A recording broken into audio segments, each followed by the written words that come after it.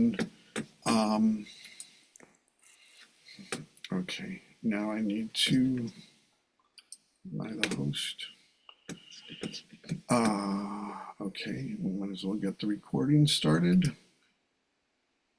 And I believe we are live streaming. Hi, welcome everyone. My name is Paul Sugarman, and this is the Instant Shakespeare Company. And tonight on Twelfth Night, we're reading Twelfth Night. So thank you all for participating. And let's just introduce ourselves and begin. I'm Paul Sugarman, and I'll be reading Antonio. And Jackie. Hi, I'm Jackie Margolis, and I'll be reading Mariah. Okay. And Jennifer. I'm Jennifer Finker. I'm reading Valentine, Curio, Fabian, and the Captain. Okay. And Eleanor. I'm Eleanor Elizabeth Foreman, and I will be playing Malvolio. And Michael. Michael E. Gardner. I'm playing Festi. Okay, and Tom.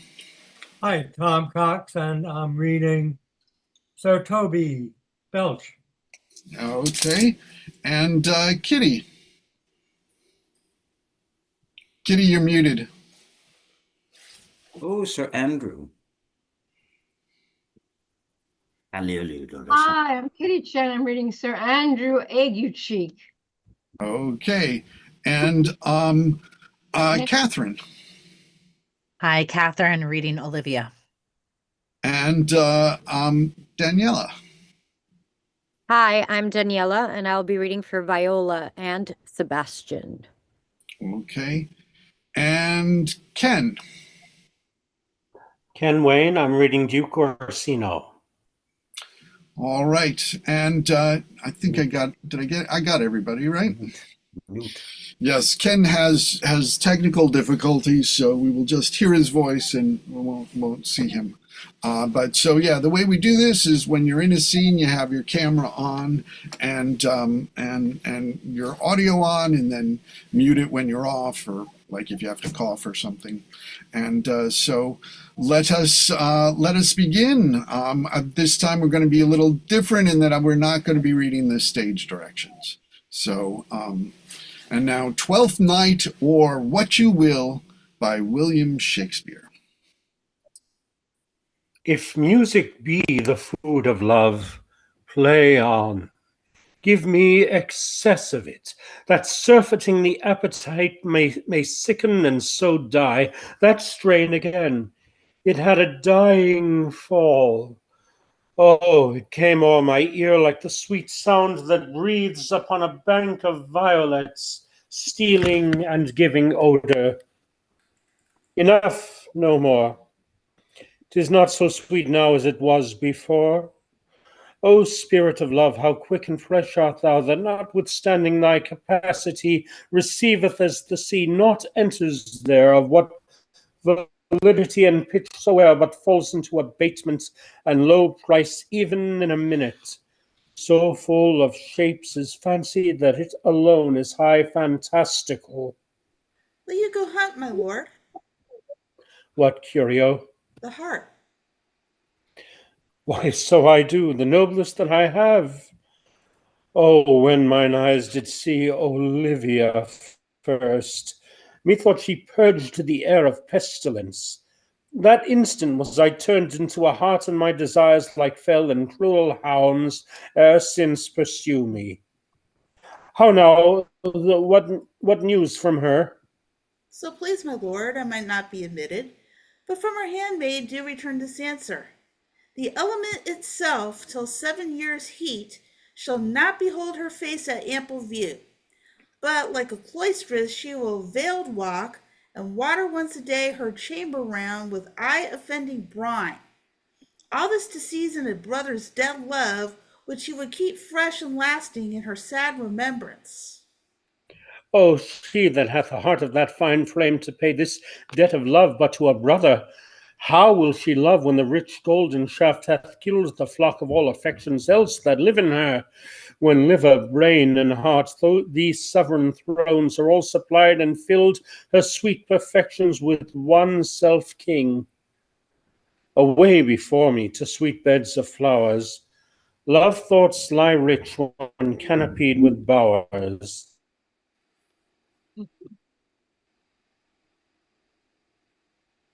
What country, friends, is this? This is Illyria, lady. And what should I do in Illyria? My brother, he is in Elysium. Perchance he is not drowned. What think you, sailors? It is perchance that you yourself were saved. Oh, my poor brother. And so perchance may he be. True, madam. And to comfort you with chance, assure yourself, after our ship did split, when you and those poor numbers saved with you hung on our driving boat, I saw your brother, most provident in peril, bind himself, courage and hope both teaching him the practice, to a strong mast that lived upon the sea, where like Orion on the dolphin's back, I saw him hold acquaintance with the waves so long as I could see. For saying so, there's gold. Mine own escape unfoldeth to my hope, whereto thy speech serves for authority, the like of him. Knowest thou this country? Ay, madam, well, for I was bred and born not 3 hours' travail from this very place. Who governs here? A noble duke in nature as a name, What is his name? Orsino. Orsino. I have heard my father name him. He was a bachelor then. And so is now, or was so very late. For but a month ago I went from hence, and then 'twas fresh and murmur, as you know what great ones do, the less will prattle of, that he did seek the love of fair Olivia, What's she? a virtuous maid, the daughter of a count that did some 12 months since, then leaving her in the protection of his son, her brother, who also shortly also died, for whose dear love, they say, she hath abjured the sight and company of men. Oh, that I served that lady, and might not be delivered to the world, till I had made mine own occasion mellow, what my estate is. That were hard to compass, because she will admit no kind of suit, no, not the duke's. There is a fair behavior in thee, captain, and though that nature, with a beech's wall, doth oft close in pollution, yet of thee I will believe thou hast a mind that suits, with this thy fair and outward character. I pray thee, and I'll pay thee bounteously, conceal me what I am, and be my aid, for such disguise as haply shall become the form of my intent. I'll serve this duke, thou shalt present me as a eunuch to him, and may be worth thy pains, for I can sing, and speak to him in many sorts of music that will allow me very worth his service. What else mayhap to time I will commit, onely shape thou thy silence to my wit. Be you his eunuch, and your mute I'll be, when my tongue blabs, and let mine eyes not see. I thank thee. Lead me on. What a plague! Means my niece to take the death of her brother thus. I am sure Caya's an enemy to life. By my troth, Sir Toby, you must come in earlier at night. Your cousin, my lady, takes great exceptions to your ill hours. I let her accept before accepted. Aye, but you must confine yourself within the modest limits of order. Confine? I'll confine myself no finer than I am. These clothes are good enough to drink in, and so be these boots too. And they be not, let them hang themselves in their own straps. That quaffing and drinking will undo you. I heard my lady talk of it yesterday, and of a foolish knight that you brought in one night here to be her wooer. Who? Sir Andrew Aguecheek? Aye, he. He's as tall a man as any in Illyria. What's that to the purpose? Why, he has 3,000 ducats a year. Aye, but he'll have but a year in all those ducats. He's a very fool and a prodigal. By that you'll say so. He plays with the viol the gamboys, and speaks 3 or 4 languages, word for word without book, and hath all the good gifts of nature. He hath indeed almost natural, for besides that he's a fool. He's a great quarreller, and but that he hath the gifts of a coward, to allay the gust he hath in quarrelling, to sort among the prudent, he would quickly have the gift of a grave. By this hand, they are scoundrels and subtractors that say so of him. Who are they? They that add more are. He's drunk nightly in your company. Why, drinking health to my niece, I'll drink to her as long as there is passage in my throat, and drink in Illyria. He's a coward and a coistrel that will not drink to my niece till his brains turn o' the toe, like a parish top. What, wench? Castellano vulgo, or here comes Sir Andrew Ague-face? Sir Toby Belch. Ah, how now, Sir Toby Belch? Sweet Sir Andrew.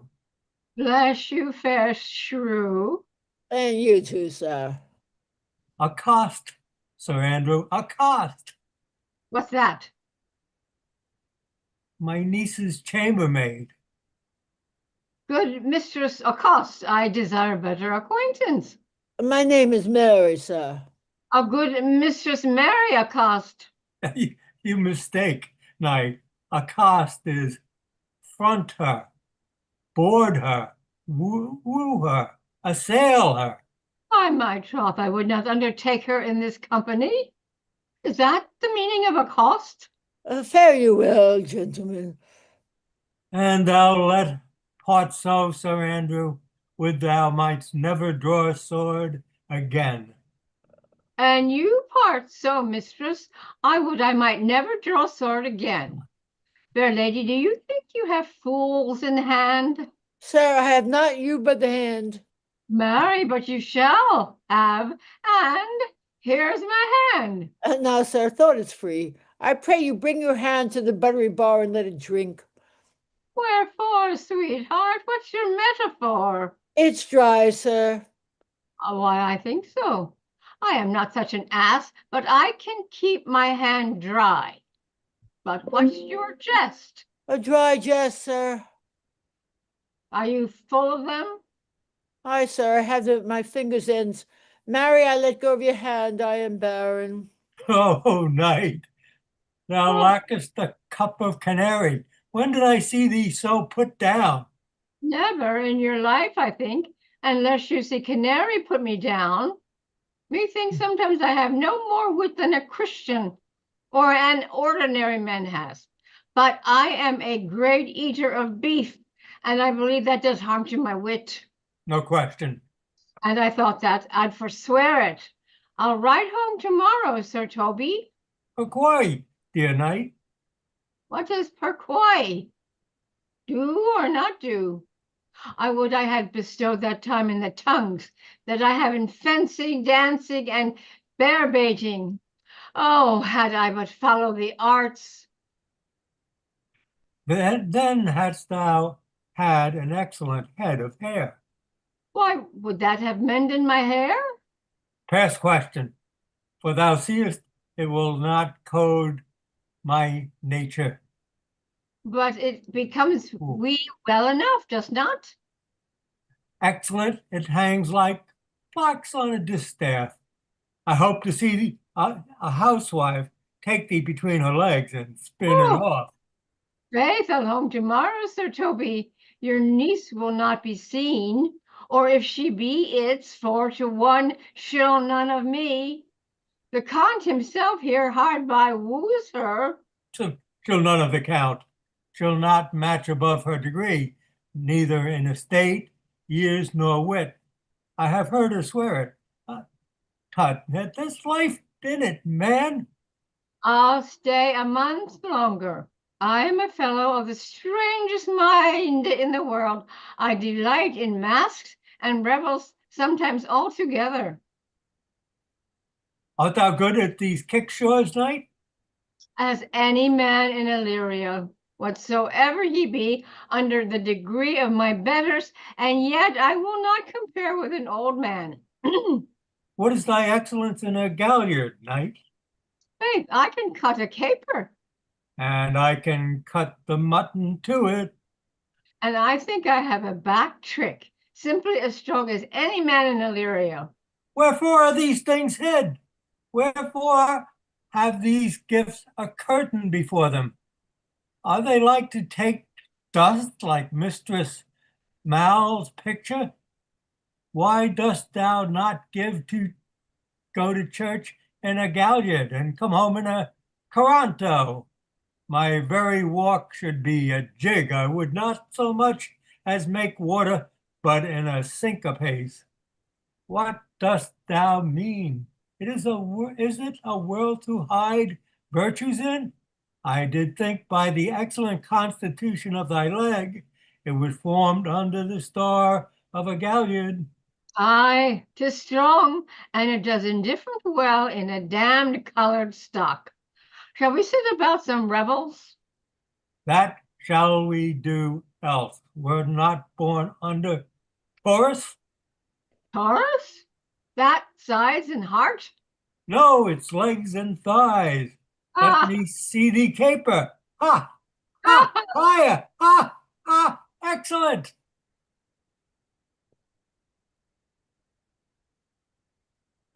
If the Duke continue these favors towards you, Cesario, you are like to be much advanced. He hath known you but 3 days, and already you are no stranger. You either fear his humor or my negligence, that you call in question the continuance of his love. Is he inconstant, sir, in his favors? No, believe me. I thank you.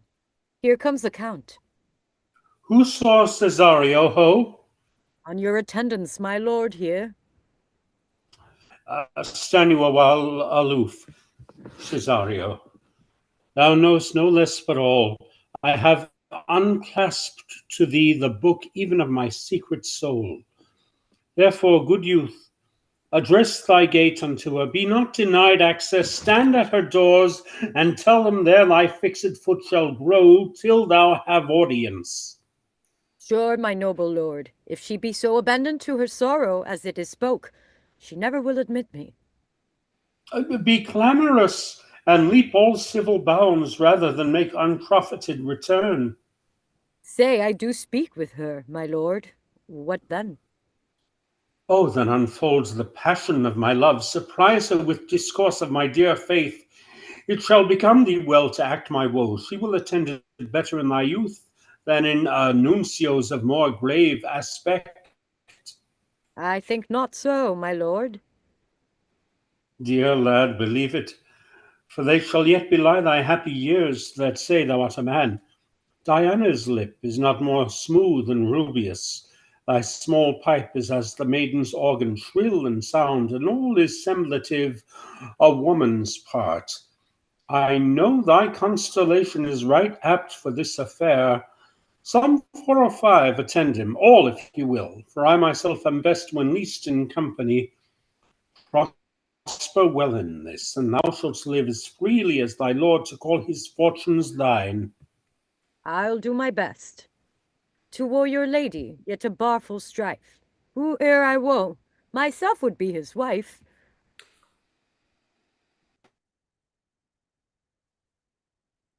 Nay, either tell me where thou hast been, or I will not open my lips so wide as the bristle may enter in way of thy excuse.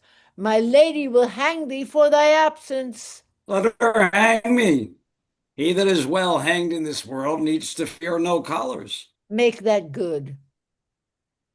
He shall see none to fear. A good Lenten answer. I can tell thee where your saying was born of I fear no colors. We're good, Mistress Mary. In the wars, and that may you be bold to say it in your foolery. Well, God give them wisdom that have it, and those that are fools, let them use their talents. Yet you will be hanged for being so long absent, or to be turned away. Is not that as good as a hanging to you? Many a good hanging prevents a bad marriage, and for turning away, Let summer bear it out. You are resolute then. Not so neither, but I am resolved on 2 points. If one breaks, the other will hold, or if both breaks, your gaskins fold. Apt in good faith, very apt. Well, go thy way. If Sir Toby would leave drinking, thou art as witty a piece of Eve's flesh as any in Illyria. Oh, peace, you rogue, no more of that. Oh, here comes my lady.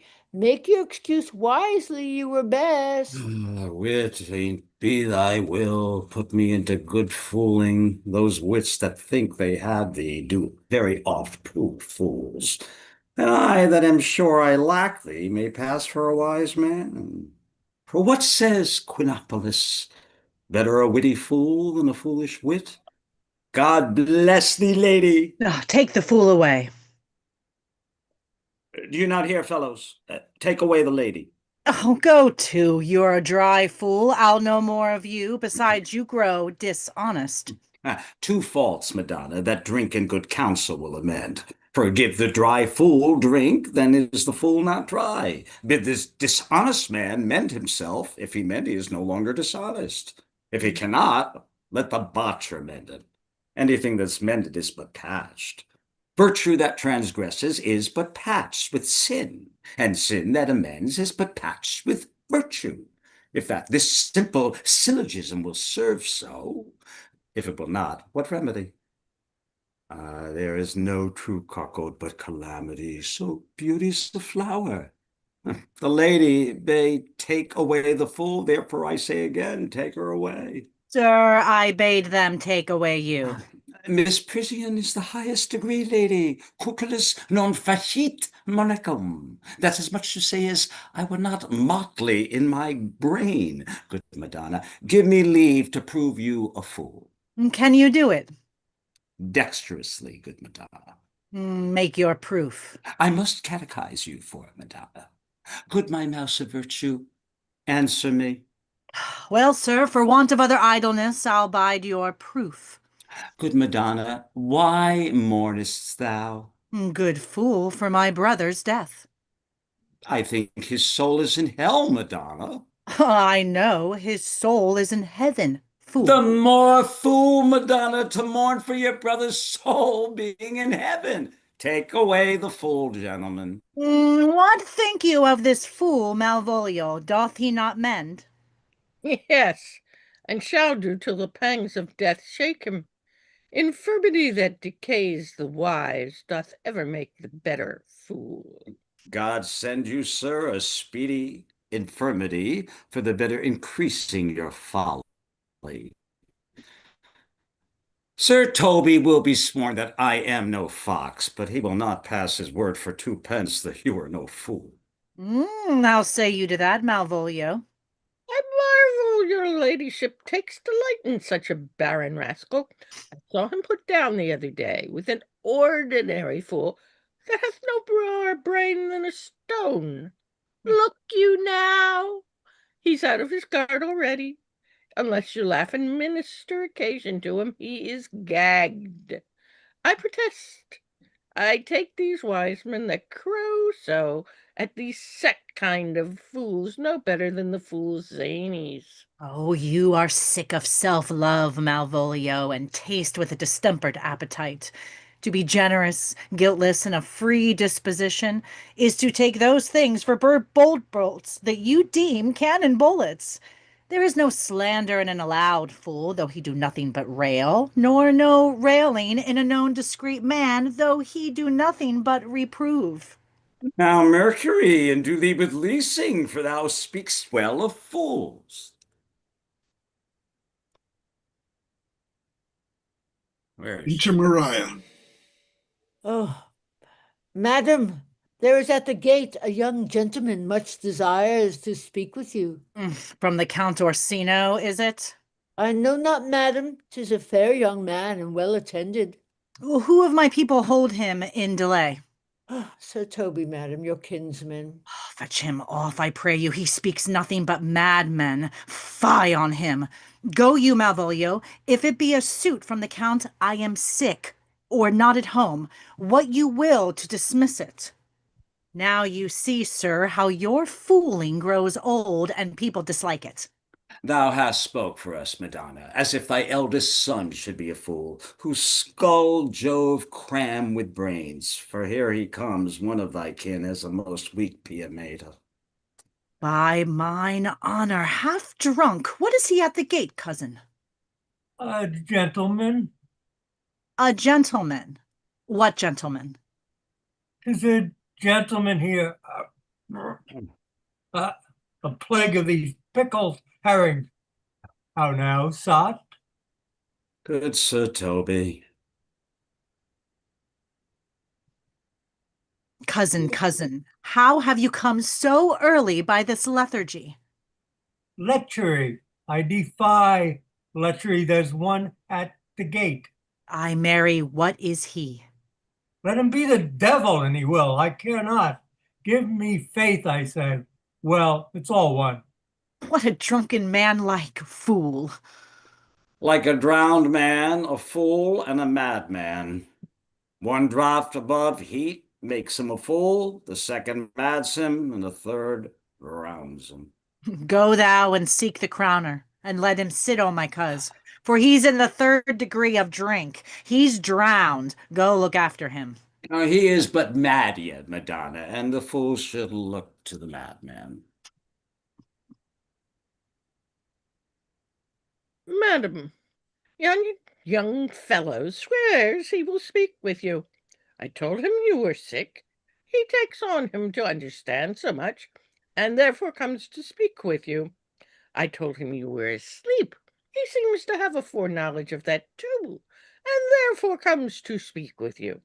What is to be said to him, lady? He's fortified against any denial.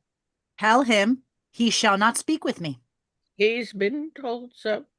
And he says he'll stand at your door like a sheriff's post and be the supporter to a bench, but he'll speak with you. What kind of man is he? Why, of mankind. What manner of man? A very ill manner. He'll speak with you, will you, or no? Of what personage and years is he?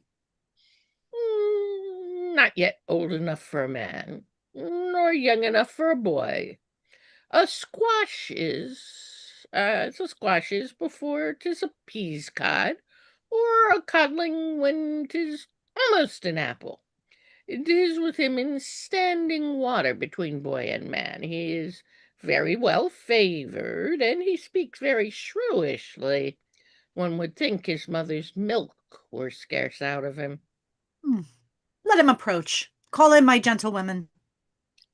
Gentlewoman, my lady calls. Give me my veil. Come, throw it o'er my face. We'll once more hear Orsino's embassy. The honorable lady of the house, which is she? Speak to me. I shall answer for her your will. Most radiant, exquisite, and unmatchable beauty. I pray you tell me if this be the lady of the house, for I never saw her. I would be loath to cast away my speech, for besides that is excellently well penned, I have taken great pains to con it. Good beauties, let me sustain no scorn. I am very comfortable, even to the least sinister usage. Whence came you, sir? I can say little more than I have studied, and that question's out of my part. Good gentle one, give me modest assurance, if you be the lady of the house that may proceed in my speech. Are you a comedian? No, my profound heart. And yet, by the very fangs of malice, I swear, I am not that I play. Are you the lady of the house? If I do not usurp myself, I am. Most certain, if you are she, you do usurp yourself, for what is yours to bestow is not yours to reserve. But this is from my commission. I will on with my speech in your praise, and then shew you the heart of my message. Come to what is important in it. I forgive you the praise. Alas, I took great pains to study it, and 'tis poetical. It is the more like to be feigned. I pray you keep it in. I heard you were saucy at my gates, and allowed your approach rather to wonder at you than to hear you. If you be not mad, be gone. If you have reason, be brief. 'Tis not that time of moon with me to make one in so skipping a dialogue.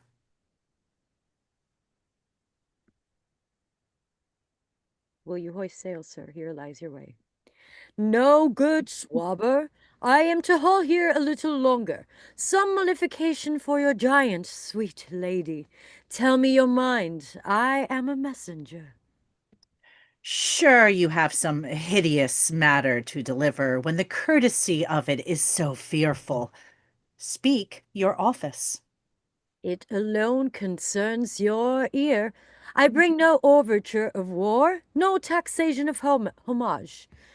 I hold the olive in my hand. My words are as full of peace as matter. Yet you began rudely. What are you? What would you? The rudeness that hath appeared in me have I leaned from my entertainment. What I am and what I would are as secret as maidenhead to your ears, divinity to any others, profanation. Give us the place alone. We will hear this divinity. Now, sir, what is your text? Most sweet lady. A comfortable doctrine, and much may be said of it. Where lies your text? In Orsino's bosom. Oh, in his bosom? In what chapter of his bosom? To answer by the method in the first of his heart. Oh, I have read it. It is heresy. Have you no more to say? Good madam, let me see your face. Have you any commission from your lord to negotiate with my face? You are now out of your text, but we will draw the curtain and show you the picture. Look you, sir, such a one I was this present. Is it not well done? Excellently done, if God did all. 'Tis ingrained, sir. 'Twill endure wind and weather. 'Tis beauty truly blent, whose red and white nature's own sweet and cunning hand laid on. Lady, you are the cruelest she alive, if you will lead these graces to the grave and leave the world no copy. O Lord, I will not be so hard-hearted. I will give out divers schedules of my beauty. It shall be inventoried, and every particle and utensil labeled to my will, as item 2 lips indifferent red, item 2 gray eyes with lids to them, item 1 neck, 1 chin, and so forth. Were you sent hither to praise me? I see you what you are. You are too proud. But if you were the devil, you are fair. My lord and master loves you. Oh, such love could be but recompense through you were crowned the nonpareil of beauty. How does he love me? With adorations, fertile tears, with groans that thunder love, with sighs of fire. Your lord does know my mind. I cannot love him. Yet I suppose him virtuous, know him noble, of great estate, of fresh and stainless youth, in voices well divulged, free, learned, and valiant, and in dimension and the shape of nature a gracious person. But yet I cannot love him. He might have took his answer long ago. If I did love you in my master's flame, with such a suffering, such a deadly life, in your denial I would find no sense. I would not understand it. Why? What would you? Make me a willow cabin at your gate, and call upon my soul within the house. Write loyal cantons of contempt, love, and sign them loud even in the dead of night. Hallow your name to the reverberate hills, and make the babbling gossip of the air. Cry out, Olivia! Oh, you should not rest between the elements of air and earth, but you should pity me. You might do much. What is your patronage? Above my fortunes, yet my estate is well. I am a gentleman. Get you to your lord. I cannot love him. Let him send no more, unless, perchance, you come to me again to tell me how he takes it. Fare you well. I thank you for your pains. Spend this for me. I am no feed post, lady. Keep your purse. My master, not myself, lacks recompense. Love makes his heart of flint that you shall love, and let your fervor, like my master's, be placed in contempt. Farewell, fair cruelty. What is your patronage? Above my fortunes, yet my state is well. I am a gentleman. I'll be sworn thou art. Thy tongue, thy face, thy limbs, actions, and spirit do give thee fivefold blazon. Not too fast. Soft, soft. Unless the master were the man. How now? Even so quickly may one catch the plague. Thinks I feel this youth's perfectioned with an invisible and subtle stealth to creep in at mine eyes. Well, let it be. What ho, Malvolio?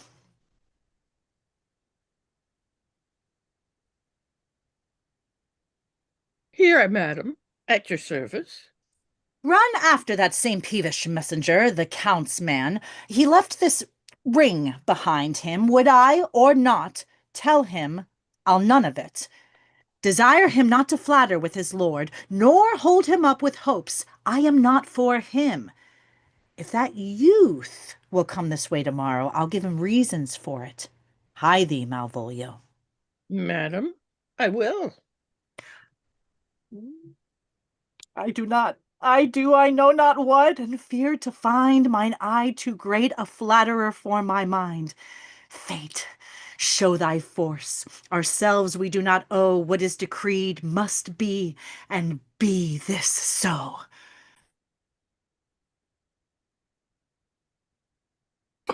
Will you stay no longer? Nor will you not that I go with you? By your patience, no. My stars shine darkly over me. The malignancy of my fate might perhaps distemper yours. Therefore I shall crave of you your leave, that I may bear my evils alone. If I were about recompense for your love, to lay any of them on you. Let me know of you, whither you are bound. No, sooth, sir. My determinate voyage is mere extravagancy. But I perceive in you so excellent a touch of modesty that you will not extort from me what I am willing to keep in. Therefore it charges me in manners, the rather to express myself. You must know of me. Then, Antonio, my name is Sebastian, which I called Rodrigo. My father was that Sebastian of Messalin, whom I know you have heard of. He left behind me myself and a sister, both born in an hour. If the Hennons had been pleased, we have so ended. But you, sir, altered that. For some hour before you took me from the breach of the sea, was my sister drowned. Alas, the day! A lady, sir, though I was said she much resembled me, was yet of many accounted beautiful. But though I could not with such estimable wonder over far believe that, yes, thus far I will boldly publish her. She bore a mind that envy could not but call fair. She is drowned already, sir, with salt water, though I seem to drown her remembrance again with more. Pardon me, sir, your bad entertainment. Oh, good Antonio, forgive me your trouble. If you will not murder me for my love, let me be your servant. If you will not undo what you have done, that is, kill him, whom you had recovered, desired it not. Fare you well at once. My bosom is full of kindness, and I am yet so near the manners of my mother, that upon the least occasion more, mine eyes will tell tales of me. I am bound to the Count Orsino's court. Farewell. The gentleness of all the gods go with thee. I have many enemies at Orsino's court, else would I very shortly see thee there. But come what may, I do adore thee so, the danger shall seem sport, and I will go.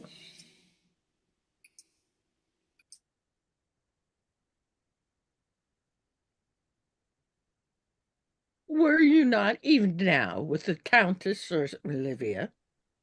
Even now, sir, on a moderate pace, I have since arrived but hither. She returns this ring to you, sir. You might have saved me my pains to have taken it away yourself. She adds, moreover, that you should put your lord into a desperate assurance she will none of him, and one thing more, that you be never so hardy to come again in his affairs, unless it be to report your lord's taking of this. Receive it so. She took the ring of me. I'll none of it. Come, sir, you peevishly threw it to her, and her will is it should be so returned. If it be worth stooping for, there it lies in your eye. If not, be it his that finds it. I left no ring with her. What means this lady? Fortune forbid my outside have not charmed her. She made good view of me, indeed so much, that methought her eyes had lost her tongue, for she did speak in starts, distractedly. She loves me sure, the cunning of her passion invites me in this churlish messenger. None of my lord's ring? Why, he sent her none. I am the man, if it be so, as 'tis. Poor lady, she were better love a dream. Disguise, I see thou art a wickedness, wherein the pregnant enemy does much. How easy is it for the proper false in women's waxen hearts to set their forms? Alas, all frailty is the cause. Not we, for such as we are made, if such we be. How will this fetch? My master loves her dearly, and I, poor Mounser, fond as much on him, and she mistaken seems to dote on him, dote on me. What will become of this? As I am man, my state is desperate for my master's love. As I am woman, now alas the day, what thriftless sighs shall poor Olivia breathe? O time, thou must untangle this. Not I. It is too hard a knot for me to untie. Approach, Sir Andrew. Not to be abed after midnight is to be up betimes, and deliculo surgere, thou knowest. Nay, by my troth, I know not, but I know to be up late is to be up late. A false conclusion. I hate it as an unfilled can. To be up after midnight and then to go to bed then is early, so that to go to bed after midnight is to go to bed betimes. Does not our lives consist of 4 elements? Oh, faith, so they say, but I think it rather consists of eating and drinking. Thou art a scholar. Let us therefore eat and drink. Maria, I say, a stoup of wine. Ah, here comes the fully faith. How now, my hearts? Did you ever see the picture of we three? Welcome, ass. Now let's have a catch. By my troth, the fool has an excellent breast. I had rather than 40 shillings I had such a leg, and so sweet a breath to sing as the fool has. In sooth, that was in very gracious fooling last night, when thou spokest of Pogrammatus, of Vapians passing the equinoctial of Cuebus. 'Twas very goody, faith. I sent thee 6 pence for thy lemon. Hast it? I did impedicoast thy gratillity, for Malvolio's nose is no whipstock. My lady has a white hand, and the Myrmidons are no bottle ale houses. Excellent! Why, this is the best fooling when all is done. Now a song. Come on, there is 6 pence for you. Let's have a song. There's a kestrel of me, too. If one might give a Would you have a love song or a song of good life? A love song, a love song. I care not for good life. Oh, mistress mine, where are you roaming? Oh, stay and hear your true love's coming, that can sing both high and low. Trip no further, pretty sweeting, journeys end in lovers' meeting. Every wise man's son doth know. Goody faith. Good, good. What is love? 'Tis not hereafter. Present mirth hath present laughter. What's to come is still unsure. In delay there lies no plenty. Then come kiss me, sweet and 20. Youth's stuff will not endure. A mellifluous voice as I am true knight. A contagious breath. Very sweet and contagious faith. To hear by the nose, it is dulcet and contagion. But shall we make the welkin dance indeed? Shall we rouse the night owl in a catch that will draw these souls, 3 souls out of one weaver? Shall we do that? And you love me, let's do it. I am dog at a catch. By a lady, sir, and some dogs will catch well. Most certain. Let our catch be thou knave. Hold thy peace, thou knave knight. I shall be constrained in it to call thee knave knight. This is not the first time I have constrained one to call me knave. Begin, fool. It begins, hold thy peace. I shall never begin if I hold my peace. Good faith. Come, begin. Whoa, what Hold thy peace. Oh, what a caterwauling do you keep here? If my lady had not called up her steward Malvolio and bid him turn you out of doors, never trust me. My lady's a Catayan, and we are politicians. Malvolio's a Pega Ramsey, and 3 merry men be we. Am not I concerning genuous? Am I not of her blood? Tilly Valley, lady, there dwelt a man in Babylon. Lady. Beshrew me, the knight's in admirable fooling. He does well enough if he be disposed, and so do I too. He does it with a better grace, but I do it more natural. Oh, the 12th day of For December. the love of God, peace. My masters, are you mad? Or what are you? Have you no wit, manners, nor honesty, but to gabble like tinkers at this time of night? Do ye make an alehouse of my lady's house, that ye squeak out your cozener's catch without any mitigation or remorse of voice? Is there no respect of place, persons, nor time in you? We did keep time, sir, in our catches. Sneck up. Sir Toby, I must be round with you. My lady bade me tell you that though she harbours you as her kinsman, she's nothing allied to your disorders. If you can separate yourself and your misdemeanors, you are welcome to the house. If not, and it would please you to take leave of her, she is very willing to bid you farewell. Farewell, dear heart, since I must need be gone. Nay, good Sir Toby. His eyes to show his days are almost done. Is't even so? But I will never die. Sir Toby, there you lie. This is much credit to you. Shall I bid him go? What and if you do? Shall I bid him go and spare not? Oh, no, you dare not. Out of tune, sir, ye lie.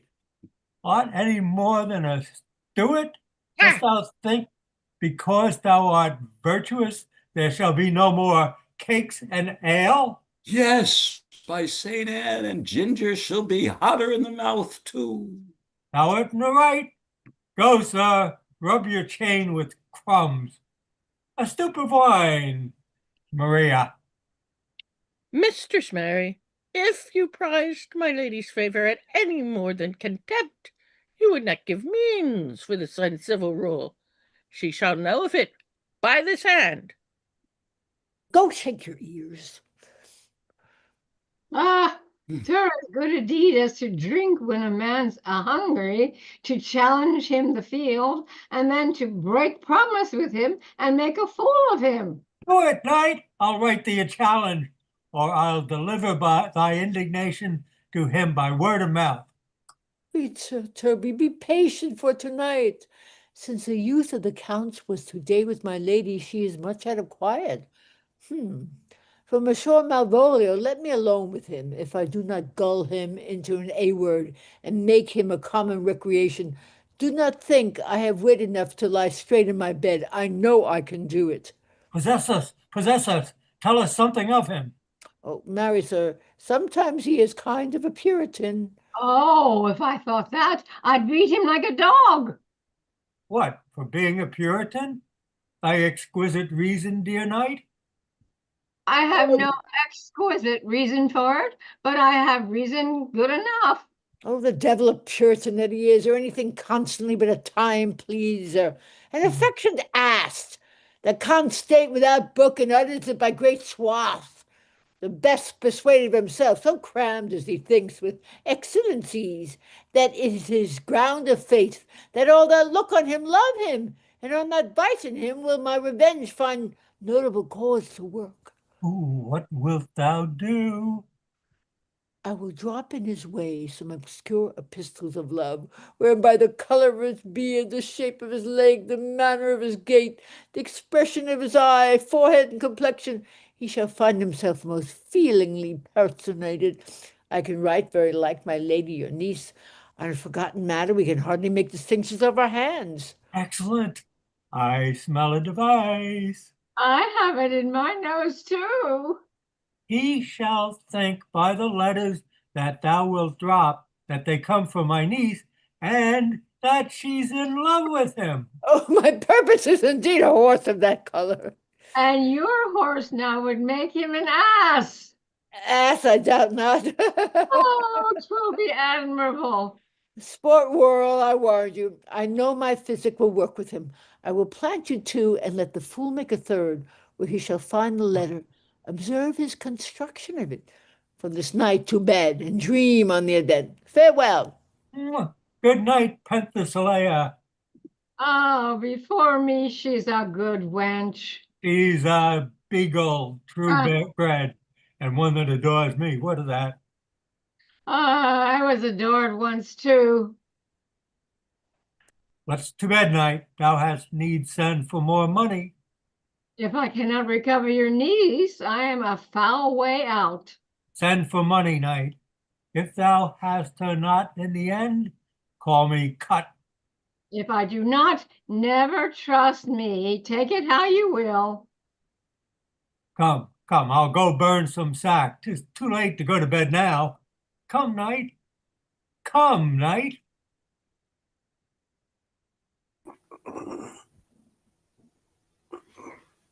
Give me some music. Now, good morrow, friends. Now, good Cesario. But that piece of song, that old and antique song we heard last night, methought it did relieve my passion much, more than light airs and recollected terms of these most brisk and giddy-paced times. Come but one verse. He is not here, so please your lordship, that should sing it. Who was it? Feste the jester, my lord, a fool that the Lady Olivia's father took much delight in. He is about the house. Let's seek him out and play the tune that the while. Come hither, boy. If ever thou shalt love, and the sweet pangs of it remember me, for such as I am, all true lovers are, unstayed and skittish in all motions else, save in the constant image of the creature that is beloved. How dost thou like this tune? It gives a very echo to the seat where love is throned. Thou dost speak masterly. My life upon us, young though thou art, thine eye hath stayed upon some favour that it loves. Hath it not, boy? Little, by your favor. What kind of woman is it? Of your complexion. Yes, she is not worthy then. What years, i'faith? About your years, my lord. Too old, by heaven. Let still the woman take an elder than herself, so wears she to him. So sways she level in her husband's heart. For boy, however we do praise ourselves, our fancies are more giddy and unfirm, more longing, wavering, sooner lost and worn than women's are. I think it well, my lord. Then let thy love be younger than thyself, or thy affection cannot hold the bent. For women are as roses, whose fair flower, being once displayed, doth fall that very hour. And so they are. Alas, that they are so, to die, even when they to perfection grow. Oh, fellow, come, the song we had last night. Mark it, Cesario. It is old and plain. The spinsters and the knitters and the sun and the free maids that weave their thread with bones do use to chant it. It is silly sooth, and dallies with the innocence of love like the old age. Are you ready, sir? I prithee sing. Come away, death, and in sad cypress let me be laid. Fly away, breath, I am slain by a fair crew maid. My shroud of white stuck well with you, oh prepare it, my part of death, no one so true did share it. Not a flower sweet, on my black coffin let there be strown. Not a friend greet my poor corpse where my bones shall be thrown. 1,000 sighs to say, lay me you where. Sad true lover, never find my grave to weep there. There's for thy pains. Oh, no pain, sir. I take pleasure in singing, sir. I'll pay thy pleasure then. Oh, truly, sir, and pleasure will be paid one time or another. Give me now leave to leave thee. Now the melancholy god protect thee, and the tailor make thy doublet of changeable taffeta, for thy mind is very opal.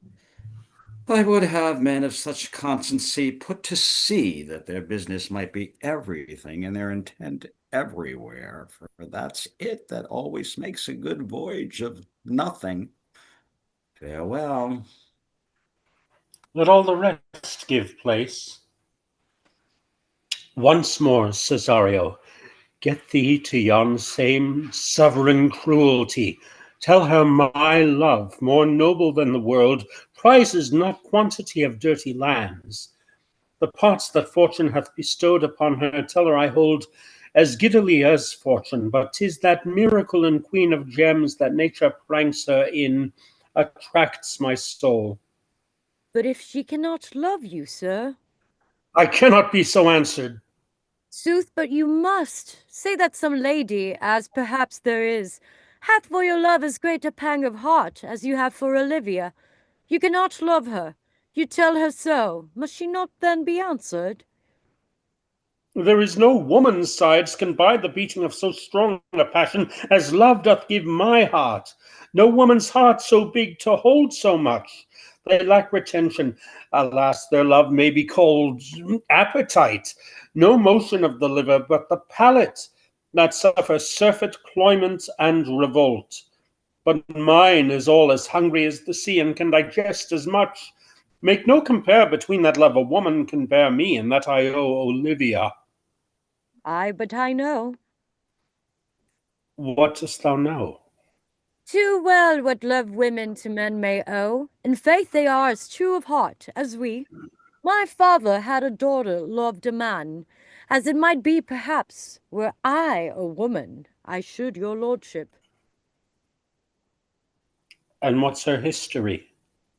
A blank, my lord, she never told her love, but let concealment like a wormeth bud feed on her damask cheek.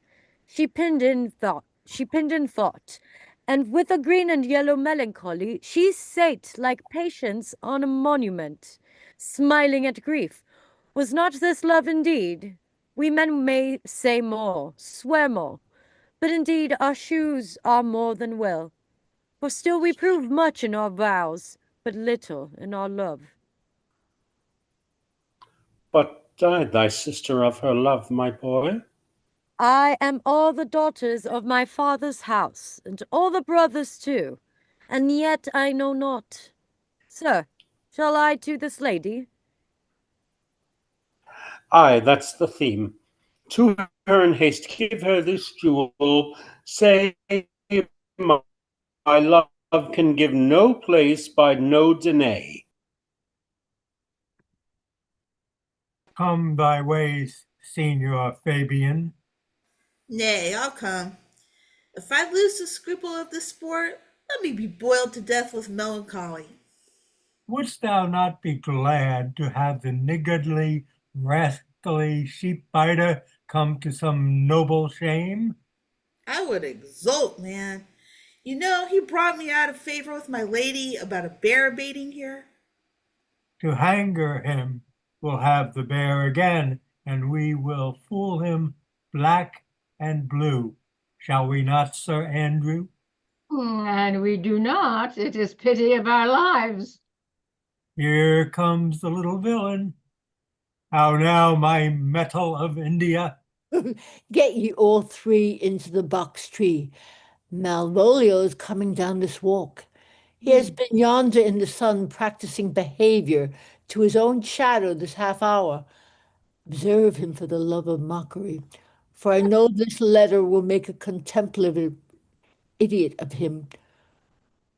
Close in the name of jesting, lie thou there, for here comes the trout that must be caught with ticking. 'Tis but fortune, all is fortune. Maria once told me she did affect me, and I have heard herself come thus near, that should she fancy it should be one of my complexion. Besides, she uses me with a more exalted respect than anyone else that follows her. What should I think on it? He is an overweening rogue. Oh, peace. Contemplation makes a rare turkey cock of him. How he jets under his advanced plumes. Light, I could so beat the rogue. Peace, I say. To be Count Malvolio. Ah, rogue! Pistol him, pistol him. Peace, peace. There is example for it. The lady of the Strachey married the yeoman of the wardrobe. Fie on him, Jezebel. Oh, peace. Now he's deeply in. Look how imagination blows him. Having been 3 months married to her, sitting in my state, Oh, for a stone bow to hit him in the eye. calling my officers about me in my branched velvet gown, having come from my daybed where I have left Olivia, sleeping. Fire and brimstone! Oh, peace, peace. And then to have the humour of state, and after a demure interval of regard, telling them I know my place as I would they should do theirs, to ask for my kinsman Toby. Boatswain shackles! Oh, peace, peace, peace. Now. 7 of my people, with an obedient start, make out for him. I frown the while, and perchance wind up my watch, or play with my some rich jewel. Toby approaches, curtsies there to me. Shall this fellow live? Though our silence be drawn from us with cars, yet peace. I extend my hand to him thus, quenching my familiar smile, with an austere regard of control. And does not Toby take you a blow of the lips then? Saying, Cousin Toby, my fortunes having cast me on your knees, give me this prerogative of speech. What? What? You must amend your drunkenness. Out, scab! Nay, patience, or you break the sinews of our plot. Besides, you waste the treasure of your time with a foolish knight. That's me, I warrant you. What, Sir Andrew? I knew 'twas I, for many do call me fool. What employment have we here? Now is the woodcock near the gin. Oh, peace! And the spirit of humors intimate reading aloud to him. By my life, this is my lady's hand. These be her very C's, her U's, and her T's. And thus makes she her great B's. It is in contempt of question her hand. Her C's, her U's, and her T's. Why that? To the unknown beloved, this and my good wishes, her very phrases, by your leave wax, soft and the impressure, her Lucrece, with which she uses to seal, 'tis my lady. To whom should this be? A Swinson, liver and all. Jove knows I love, but who? Lips do not move, no man must know. No man must know. What follows? The numbers altered, no man must know. If this should be thee, Malvolio, Marry, hang thee, Brock. I may command where I adore, but silence like a Lucrece knife, with bloodless stroke my heart doth gore. Moai doth sway my life. Bustin' riddle. Excellent wench, say I.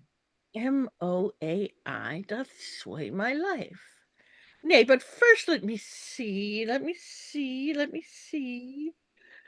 What dish of poison has she dressed him? With what wing the stallion checks at it? I may command where I adore. Why, she may command me, I serve her, she is my lady. Why, this is evident to any formal capacity. There is no obstruction in this, and the end. What should that alphabetical position portend if I could make that resemble something in me? Softly. M-O-A-I.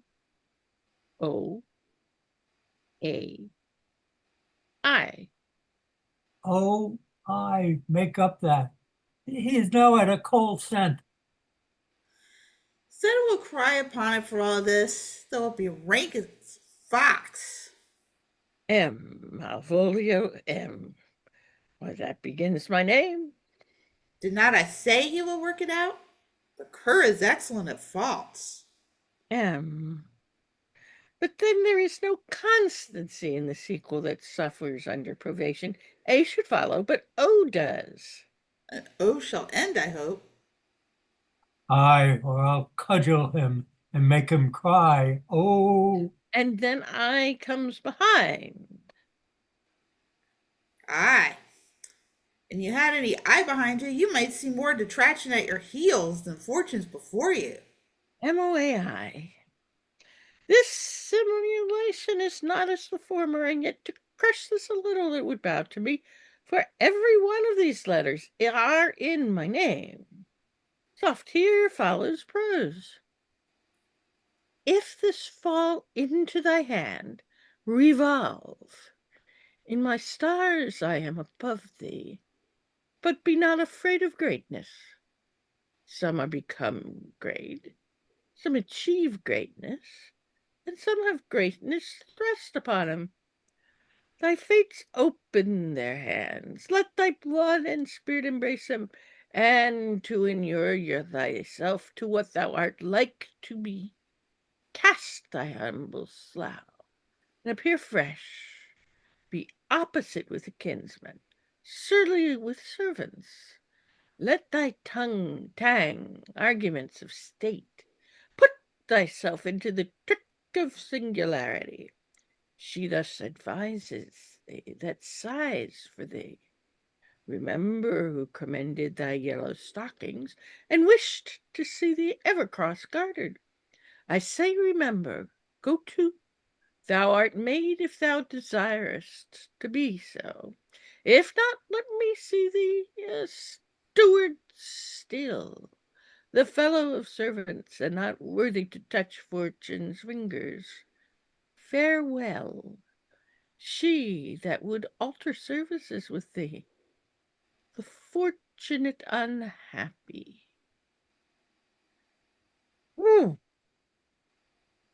Daylight and champagne discovers not more. This is open. I will be proud. I will read politic authors. I will baffle Sir Tovey. I will wash off gross acquaintance. I will be point device the very man. I do not now fool myself to let imagination jade me, for every reason excites to this, that my lady loves me. She did commend my yellow stockings of late. She did praise my leg being cross-gartered, and in this she manifests herself to my love, and with a kind of injunction drives me to these habits of her liking. I thank my stars I am happy. I will be strange, stout in yellow stockings and cross-gartered, even with the swiftness of putting on. Jove and my stars be praised. Here is yet a postscript. Thou canst not but choose know who I am. If thou entertainest, my love, let it appear in thy smiling. Thy smiles become thee well. Therefore in my presence still smile, dear my sweet, I prithee. Jove, I thank thee. I will smile. I will do everything that thou wilt have me do.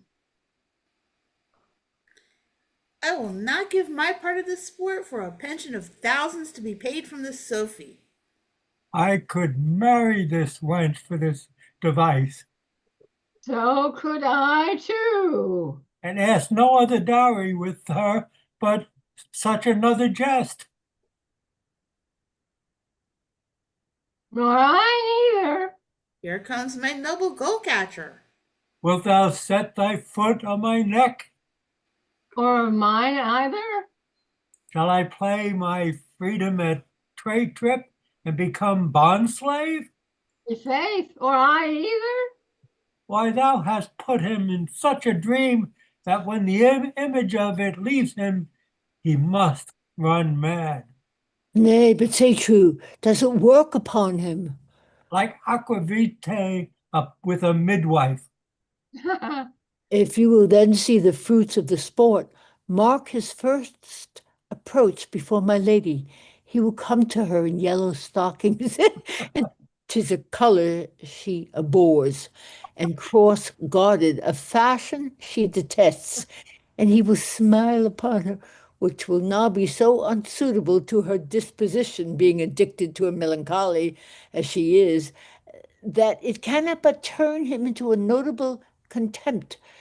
If you will see it, follow me. To the gates of Tartar, thou most excellent divil of wit. I'll make one too.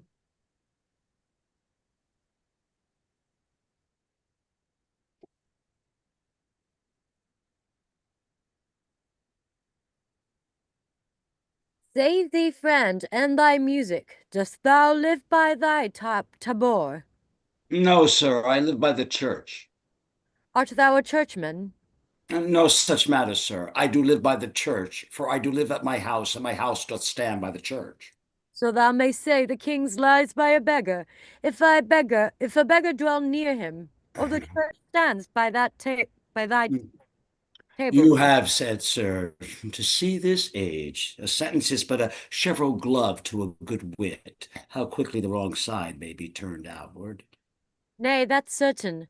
They that dally nicely with words may quickly make them wanton. I would therefore my sister have no name, sir. Why, man? Why, sir, her name's a word, and to dally with that word might make my sister wanton. But indeed, words are very rascals, since bonds disgrace them. Thy reason, man? Troth, sir, I can yield you none without words, and words are grown so false, I am loath to prove reason with them. I warrant thou art a merry fellow, and carest for nothing. Not so, sir. I do care for something, but in my conscience, sir, I do not care for you. If that be to care for nothing, sir, I would it make you invisible. Art not thou the Lady Olivia's fool? No, indeed, sir. The Lady Olivia hath no folly till she will be keep no fool till she be married, and fools are less like husbands as pilchers are to herrings. The husband's the bigger. I am indeed not her fool, but her corrupter of words. I saw thee late at the Count Orsino's. Foolery, sir, doth walk about the orb like the sun, it shines everywhere. I would be sorry, sir, but the fool should be as oft with your master as with my mistress. I think I saw your wisdoms there. Nay, and thou pass upon me, I'll no more with thee. Hold there's expenses for thee. Oh, now Jove in his next commodity of hair send thee a beard. By my troth, I'll tell thee, I am almost sick for one, though I would not have it grow on my chin. Is thy Would lady not with it? would not a pair of these have bred, sir? Yes, being kept together and put to use. I would play Lord Pandarus of Phrygia, sir, to bring a Cressida to this Troilus. I understand you, sir. 'Tis well begged. The matter, I hope, is not great, sir, begging but a beggar. Cressida was a beggar. My lady is within, sir. I will conster to them whence you come.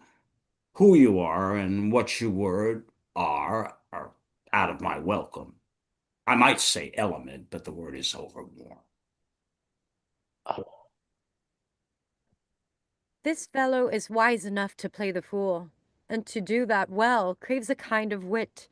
He must observe their mood on whom he jests, the quality of persons and the time, and like the haggard, check at every feather that comes before his eye. This is a practice, as full of labor as a wise man's art.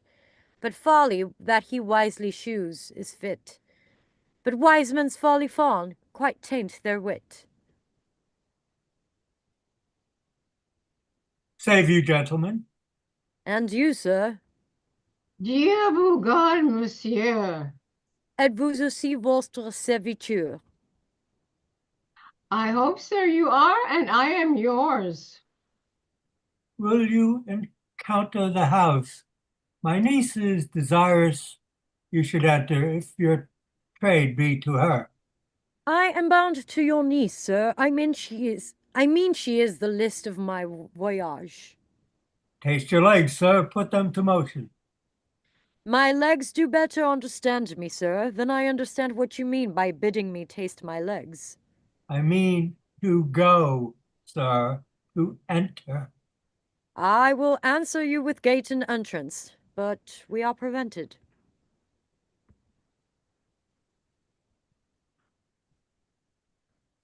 Most excellent, accomplished lady, the heavens rain on doors to you on you. And youth's a rare courtier, reign older as well. My matter hath no voice, lady, but to your own most pregnant and vouchsafed ear. Older's pregnant and vouchsafed.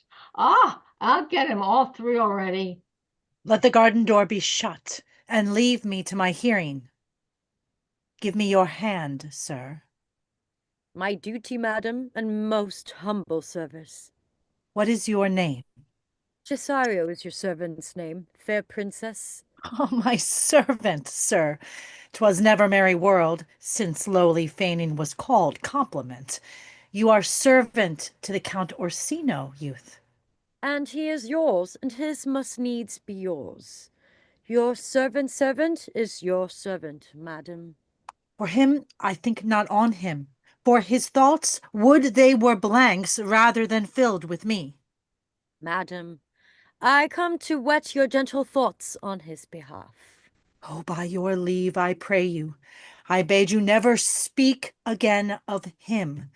But would you undertake another suite? I had rather hear you to solicit that than music from the spheres. Dear lady. Give me leave, beseech you. I did send, after the last enchantment you did hear, a ring in chase of you. So did I abuse myself, my servant, and I fear me you. Under your hard construction must I sit, to force that on you in a shameful cunning which you knew none of yours. What might you think? Have you not set mine honor at the stake and baited it with all the unmuzzled thoughts the tyrannous heart can think? To one of your receiving enough is shown. A cypress, not a bosom, hides my heart. So let me hear you speak. I pity you. That's a degree to love. No, not to grise, for 'tis a vulgar proof that very oft we pity enemies. Why then methinks 'tis time to smile again. O world, how apt the poor are to be proud! If one should be a prey, how much the better to fall before the lion than the wolf! The clock upbraids me with the waste of time. Be not afraid, good youth. I will not have you, and yet when wit in youth is come to harvest, your wife is like to reap a proper man. There lies your way, due west. Then westward ho! Grace and good disposition attend your ladyship. You'll nothing, madam, to my lord. By me. Stay! I prithee, tell me, what dost thou thinkest of me? That you do think you are not what you are. If I think so, I think the same of you. Then think you right. I am not who I am. I would you were as I would have you be. Would it be better, madam, than I am? I wish it might, for now I am your fool. Oh, what a deal of scorn looks beautiful! In the contempt and anger of his lip, a murderous guilt shows not itself more soon than love that would seem hid. Love's night is noon. Cesario, by the roses of the spring, by maidenhood, honor, truth, and everything, I love thee so, that maugre all thy pride, nor wit, nor reason can my passion hide. Do not extort thy reason for this cause, for that I woo, thou therefore hast no cause. But rather reason thus with reason fetter. Love sought is good, but given unsought is better. By innocence I swear, and by my youth, I have one heart, one bosom, and one truth, and that no woman has, nor never none shall mistress be of it, save I alone. And so adieu, good madam. Nevermore will I my master's tears to you deplore. Yet come again, for thou perhaps mayst move that heart which now abhors, to like his love.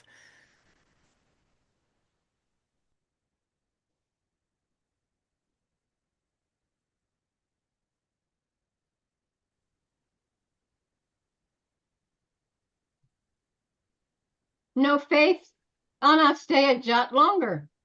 Thy reason, dear Venom, give thy reason. You must needs yield your reason, Sir Andrew. Mary, I saw your niece do more favors to the Count's serving men than ever she bestowed upon me. I saw it in the orchard. Did she see the while, old boy? Tell me that. Plain as I see you now. This was a great argument of love in her toward you. Slight, will you make an ass of me? I will prove it legitimate, sir, upon the oaths of judgment and reason.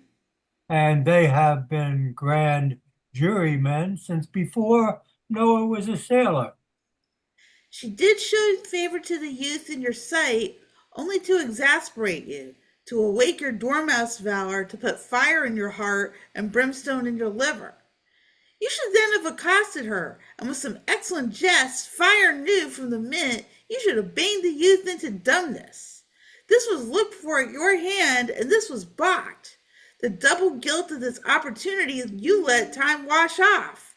And you are now sailed into the north of my lady's opinion, where you will hang like an icicle on a Dutchman's beard, unless you do redeem it by some laudable attempt either of valor or policy.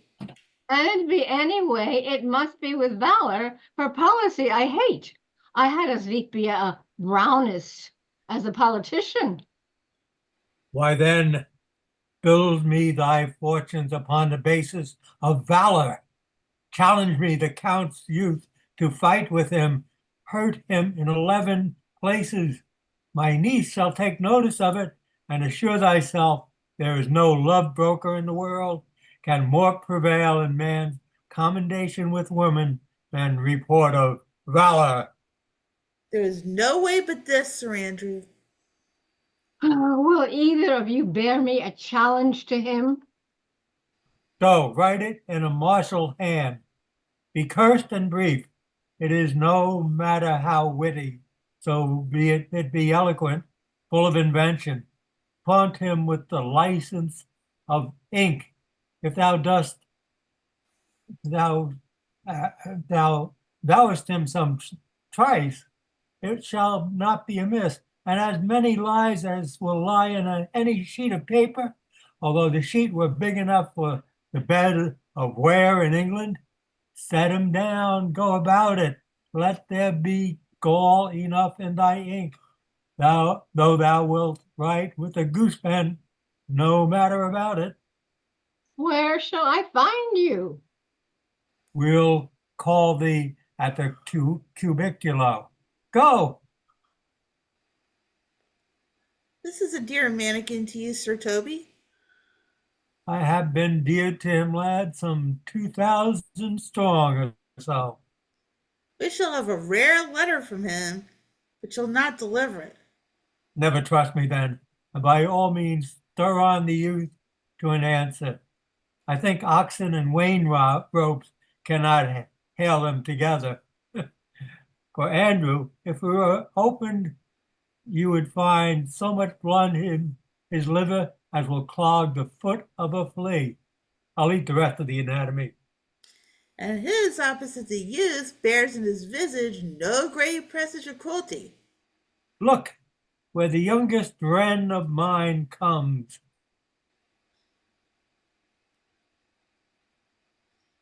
If you desire the spleen and will laugh yourselves into stitches, follow me. Yon gold Malvolio is turned heathen, a very renegatio, for there is no Christian that means to be saved by believing rightly can never believe such impossible passages of grossness. He's in yellow stockings. And cross-gartered? Most villainously, like a pendant that keeps the school and the church. I have dogged him like his murderer. He does obey every point of the letter that I dropped to betray him. He does smile his face into more lines than is in the new map with the augmentation of the Indies. You have not seen such a thing as 'tis. I can hardly forbear hurling things at him. I know my lady will strike him if she do. He'll smile and take it for a great favor. Come, bring us where he is.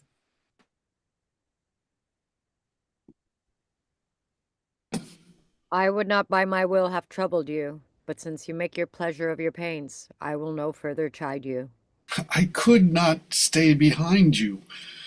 My desire, more sharp than filed steel, did spur me forth, and not all love to see you, though so much as might have drawn one to a longer voyage, but jealousy what might befall your travel, being skilless in these parts, which to a stranger, unguided and unfriended, often prove rough and unhospitable. My willing love, the rather by these arguments of fear set forth in your pursuit. My kind Antonio, I can no other answer make, but thanks and thanks, and ever oft good turns are shuffled off with such uncurrent pay. But were my worth, as is my conscience firm, you should find better dealing. What's to do? Shall we go see the relics of this town? Tomorrow, sir. Best first go see your lodging? I am not weary, and 'tis long tonight. I pray you let us satisfy our eyes with the memorials and the things of fame that do renown this city. Would you pardon me? I do not without danger walk these streets. Once in a sea fight 'gainst the Count his galleys, I did some service of such note indeed that were I ta'en here, it would scarce be answered. Belike you slew great number of his people. The offence is not of such a bloody nature, albeit the quality of the time and the quarrel might well have given us bloody argument. It might have been since been answered in repaying what we took from them, which for traffic's sake most of our city did. Only myself stood out, for which if I be lapsed in this place, I shall pay dear. Do not then walk too open. It doth not fit me. Hold, sir, here's my purse. In the south suburbs at the Elephant is best to lodge. I will bespeak our diet, whilst you beguile the time and feed your knowledge with viewing of this town. There shall you have me. Why I your purse? Well, haply your eye shall light upon some toy you have desire to purchase, and your store, I think, is not for idle markets, sir. I'll be your purse bearer and leave you for an hour. To the Elephant. I do remember. I have sent after him, and he says he'll come. How shall I feast him? What bestow of him? For youth is bought more oft than begged or borrowed. I speak too loud. Where's Malvolio? He is sad and civil and suits well for a servant with my fortunes. Where is Malvolio? Oh, he's coming, madam, but in a very strange manner. He is sure possessed, madam. Why, what's the matter? Does he rave? No, madam, he does nothing but smile. Your ladyship would best to have some guard about you. If he come, for sure the man is tainted in his wits. Go call him hither. I am mad as he, if sad and merry madness equal be. How now, Malvolio? Sweet lady, ho ho! Smilest thou? I sent for thee upon a sad occasion. Sad lady, I could be sad. This does make some obstruction in the blood, this cross-gartering. But what of that? If it please the eye of one, it is with me, as the very true sonnet is, please one and please all.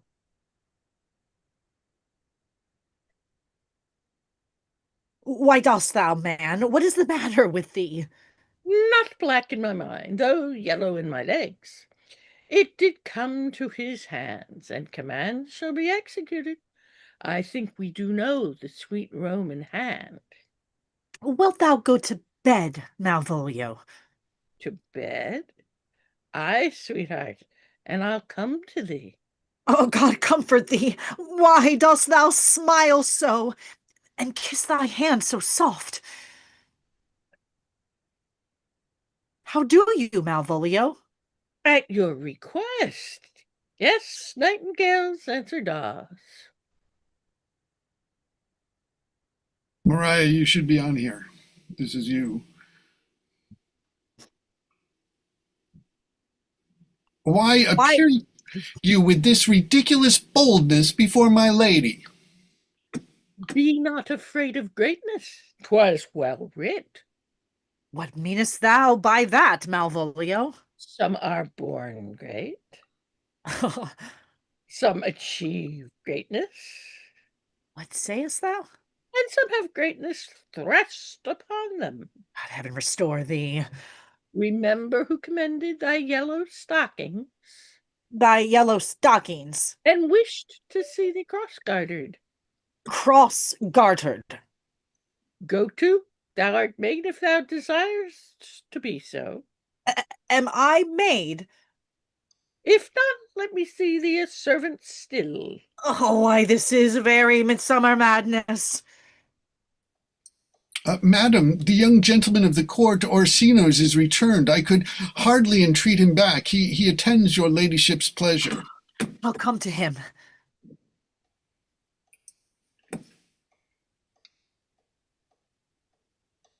Oh, good Maria, let this fellow be looked to. Where's my cousin Toby? Let some of my people have a special care of him. I would not have him miscarried for the half of my dowry. Oh-ho. Do you come near me now? No worse man than Sir Toby to look to me? This concurs directly with the letter. She sends him on purpose, that I may appear stubborn to him, for she incites me to that in the letter. Cast thy humble slough, says she. Be opposite with a kinsman, surly with servants. Let thy tongue tang with arguments of state. Put thyself into the trick of singularity, and consequently sets down the manner how. As a sad face, a reverend carriage, a slow tongue, in the habit of some sir of note, and so forth. I have limed her, but it is Jove's doing. And Jove make me thankful. And when she went away now, let this fellow be looked to. Fellow, not Malvolio, not after my degree, but fellow. Why, everything adheres together, that no dram of a scruple, no scruple of a scruple, no obstacle, no incredulous or unsafe circumstance. What can be said? Nothing that can come between me and the full prospect of my hopes. Well, Jove, not I, is the doer of this, and he is to be thanked. Which way is he in the name of sanctity? If all the devils of hell be drawn in little, and Legion himself possess him, yet I'll speak to him. Here he is, here he is. How's it with you, sir? How's it with you, man? Now go off. I discard you. Oh, lo, how hollow the Enjoy feed. my private. Go off. Lo, how hollow the feed speaks within him. Did I not tell you, Sir Toby, my lady prays you to have a care of him? Aha, does she so? Go to, peace, peace. We must deal gently with him. Let me alone. How do you, Malvolio? How is it with you? What man defy the devil? Consider he's an enemy to mankind. You know what you say. Lie you, and you speak ill of the devil. How he takes it at heart. Pray God he be not bewitched. Carry his water to the wise woman. Marry, and it shall be done tomorrow morning if I live. My lady would not lose him for more than I'll say. How now, mistress? Oh, Lord. Prithee, hold thy peace. This is not the way. Do you not see you move him? Let me alone with him. No way but gentleness. Gently, gently. The fiend is rough and will not be roughly used. Why, how now, my boarcock? How dost thee, Chuck? Sir!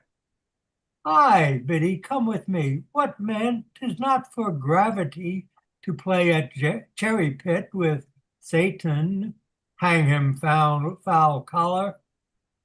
Get him to say his prayers. Good Sir Toby, get him to pray. My prayers, minx. No, I want to. He will not hear of godliness. Go hang yourselves all. You are idle, shallow things. I'm not of your element. You shall know more hereafter. Is it possible? This were played upon a stage now, I could condemn it as an improbable fiction. His very genius hath taken the infection of the device, man. They pursue him now, lest the device take air and taint. Well, we shall make him mad indeed. Oh, the house will be the quieter. Come, we'll have him in a dark room and bound. My niece is already in the belief he's mad. We may carry it thus for our pleasure and his penance, till our very pastime tire it out of breath and prompt us to have mercy on him, at which time we will bring the device to the bar and crown thee for a finder of madmen. But see, More matter for a May morning. Here's the challenge. Read it. I warrant there's vinegar and pepper in it. Is it so saucy? I warrant and do but read. gimme, youth, whatsoever thou art but a scurvy fellow. Good and valiant. Wonder not, nor admire not in thy mind why I do call thee so, for I will show thee no reason for it. Good note that keeps you from the blow of the law. Thou comest to the Lady Olivia, and in my sight she uses thee kindly, but thou liest in thy throat. That is not the matter I challenge thee for. Very brief, and to exceeding good senseless. I will waylay thee going home, where if it be thy chance to kill me, Good. thou killst me like a rogue and a villain. Still, you keep on the windy side of the law. Good. Fare thee well, and God have mercy upon one of our souls. He may have mercy upon mine, but my hope is better, and so look to thyself. Thy friend, as thou usest him, and thy sworn enemy, Andrew Aguichi. To this letter move, if this letter move him not, his legs cannot.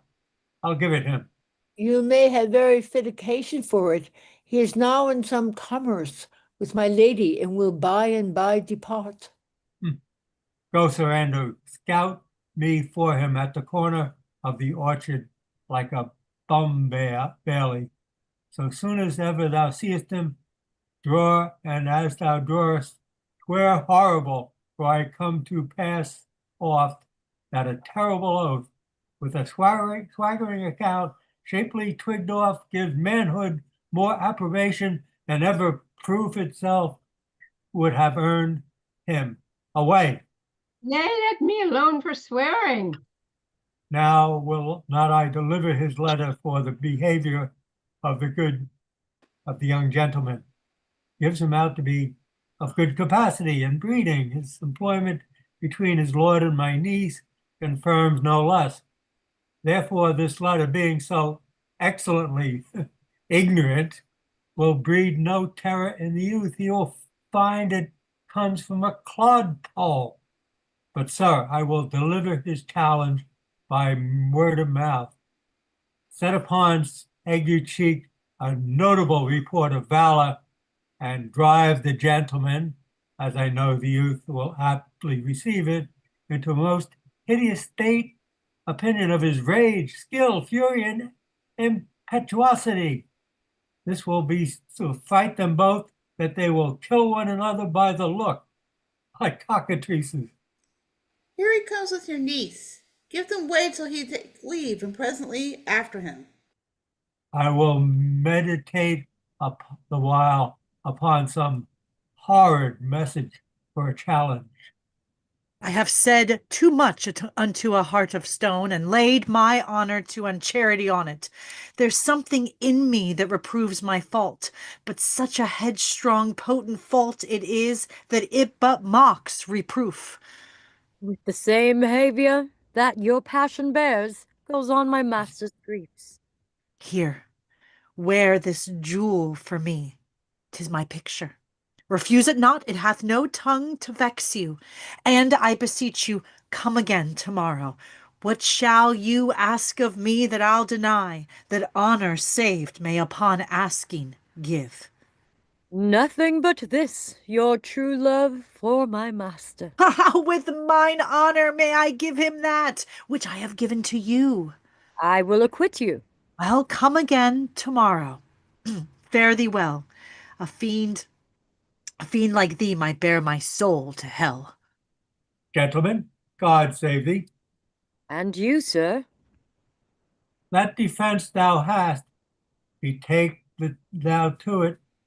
Of what nature the wrongs are that thou hast done him, I knowest not, but thy interceptor, full of despite, bloody as the hunter, attends thee at the orchard, and dismount thy tuck, beware in preparation, for thy assailant is quick, skillful, and deadly. You mistake, sir, I am sure. No man hath any quarrel to me.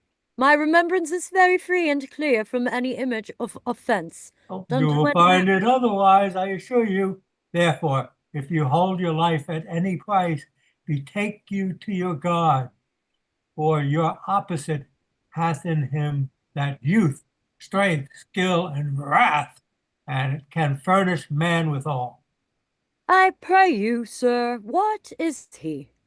He is knight, dubbed with unhatched rapier and on carpet consideration, but he is a divil in private brawl.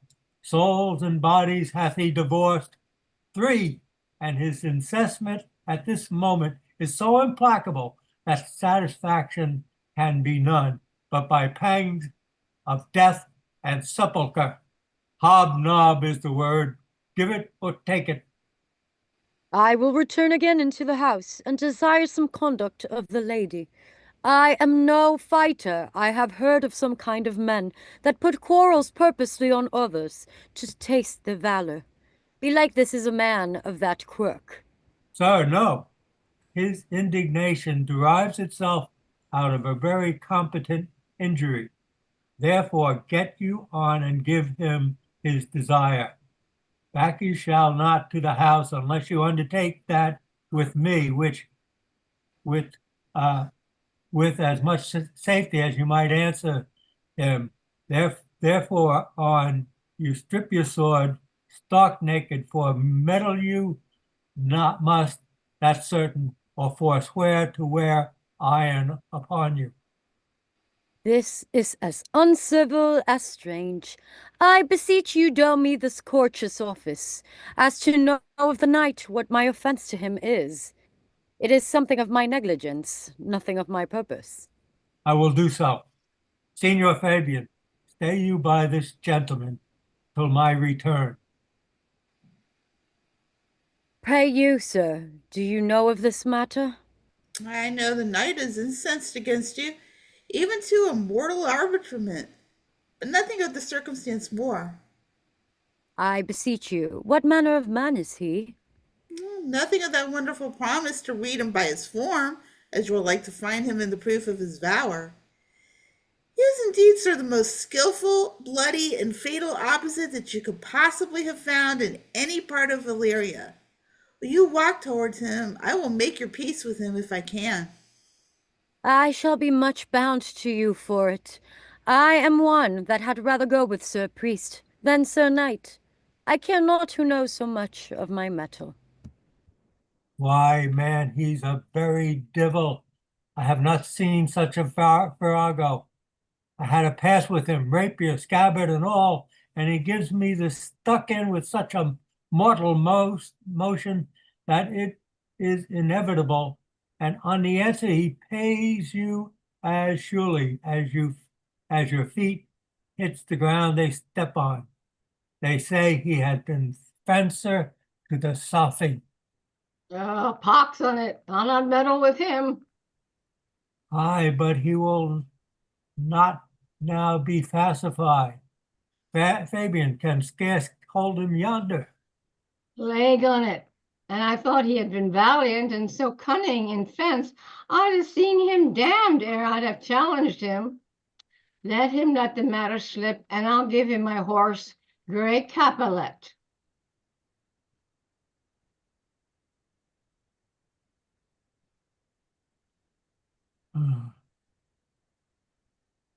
Grey Capulet.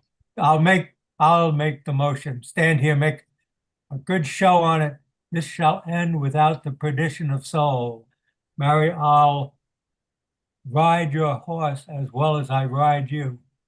I have his horse to take up the quarrel. I have persuaded him, the youth, a devil. He is horribly conceited of him, and pants and looks pale as if a bear were at his heels. There's no remedy, sir. He will fight with you for oath's sake. Mary, he hath better bethought him of his quarrel, and he finds that now scarce to be worth talking of. Therefore, draw for the supportance of his vow. He protests he will not hurt you.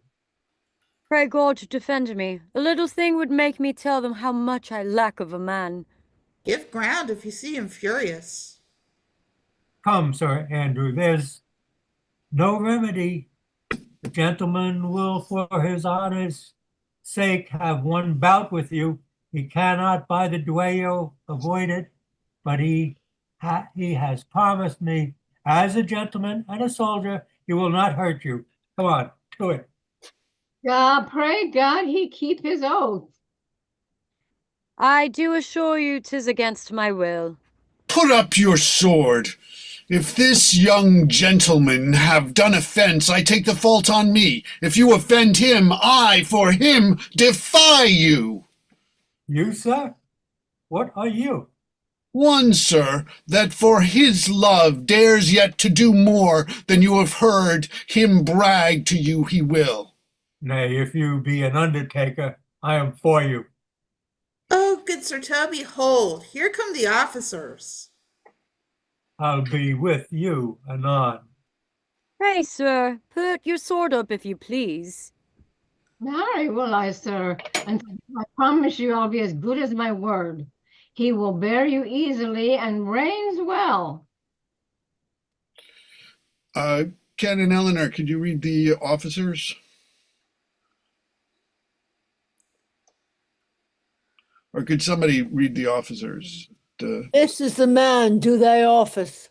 Antonio, I arrest you. It's gonna take me Don't bother. some time to Don't bother, Ken. get to that point in the Hey, Don't bother. We got it. Don't bother, Ken and Eleanor. I'm sorry. Jackie and Jennifer got it.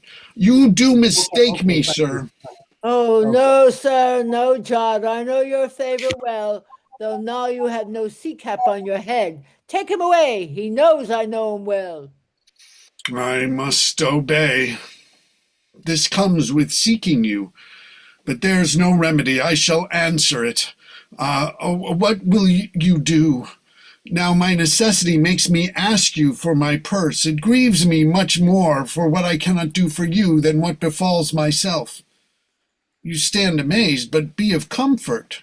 Come, sir, away. I must entreat of you some of that money. What money, sir? For the fair kindness you have shewed me here, and part being prompted by your present trouble, out of my lean and low ability, I'll lend you something. My having is not much. I'll make division of my present with you. Hold, there's half my coffer. Will you deny me now? Is 't possible that my deserts to you can lack persuasion? Do not tempt my misery, lest that it make me so unsound a man as to upbraid you with those kindnesses that I have done for you. I know of none, nor know I you by voice or any feature. I hate ingratitude more in a man than lying, vainness, babbling drunkenness, or any taint of vice, whose strong corruption inhabits our frail blood. Oh, heavens themselves! Come, sir, I pray you. Go. Oh, Let me speak a little. This youth that you see here, I snatched one half out of the jaws of death, relieved him with such a sanctity of love, and to his image, which methought did promise most venerable worth, did I devotion. what's that to us? The time goes by. Away. But oh, how vile an idol proves this god! Thou hast, Sebastian, done good feature shame. In nature there's no blemish but the mind. None can be called deformed but the unkind. Virtue is beauty, but the beauteous evil are empty trunks or flushed by the devil. The man goes mad. Away with him. Come, come, sir. Lead me on. Methinks his words do from such passion fly, that he believes himself, so do not I. Prove true imagination, or prove true that I, dear brother, be now ta'en for you. Come hither, knight. Come hither, Fabian. We'll whisper o'er a couple or two of most sage saws. He named Sebastian. I my brother now. I my brother know, yet living in my glass, even such and so, in favor was my brother. And he went still in this fashion, color, ornament, for him I imitate. Oh, if it prove, tempests are kind, and salt waves fresh in love. A very dishonest, paltry boy, and more a coward than a hare.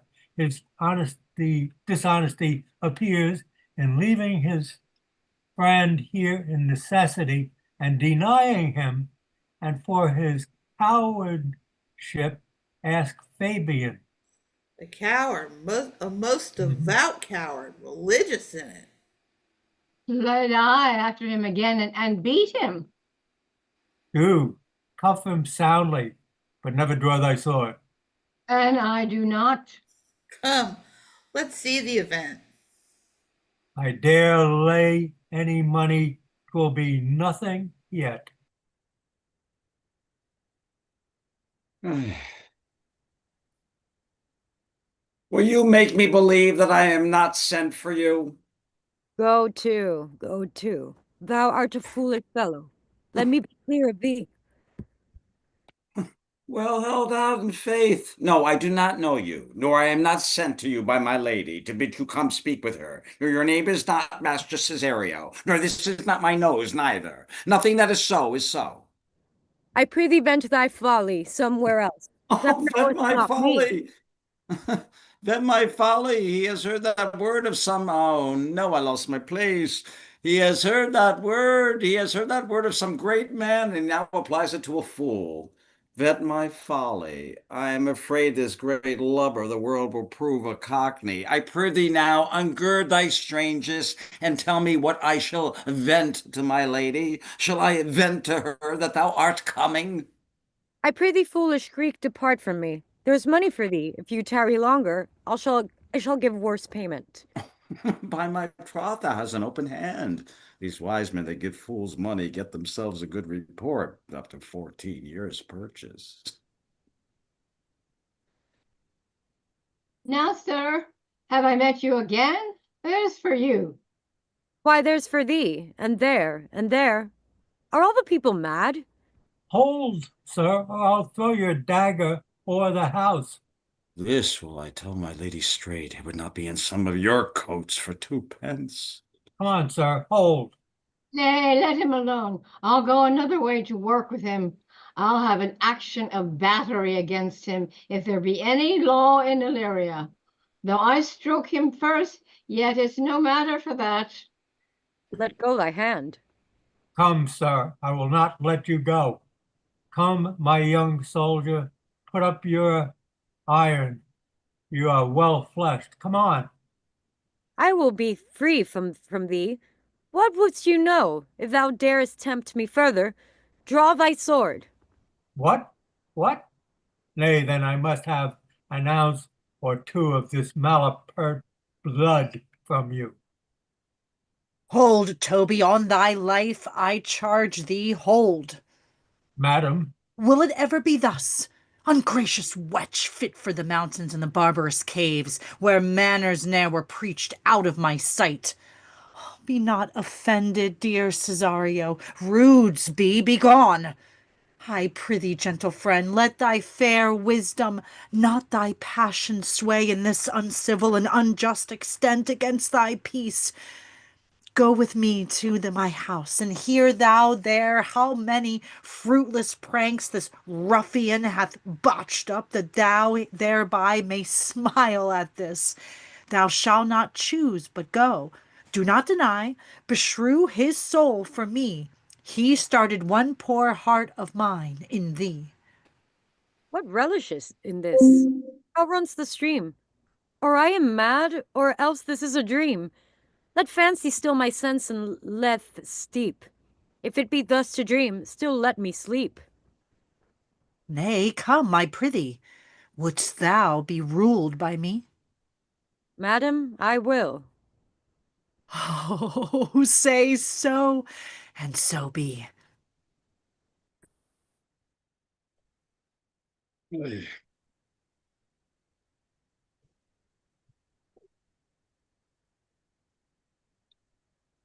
Yeah.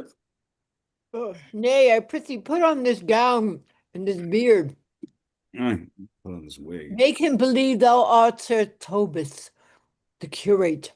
Do it quickly. I'll call Sir Toby the whilst. Well, I'll put it on, this wig, and I will dissemble myself in it, and if I were the first that, as if I were the first that ever dissembled in such a gown.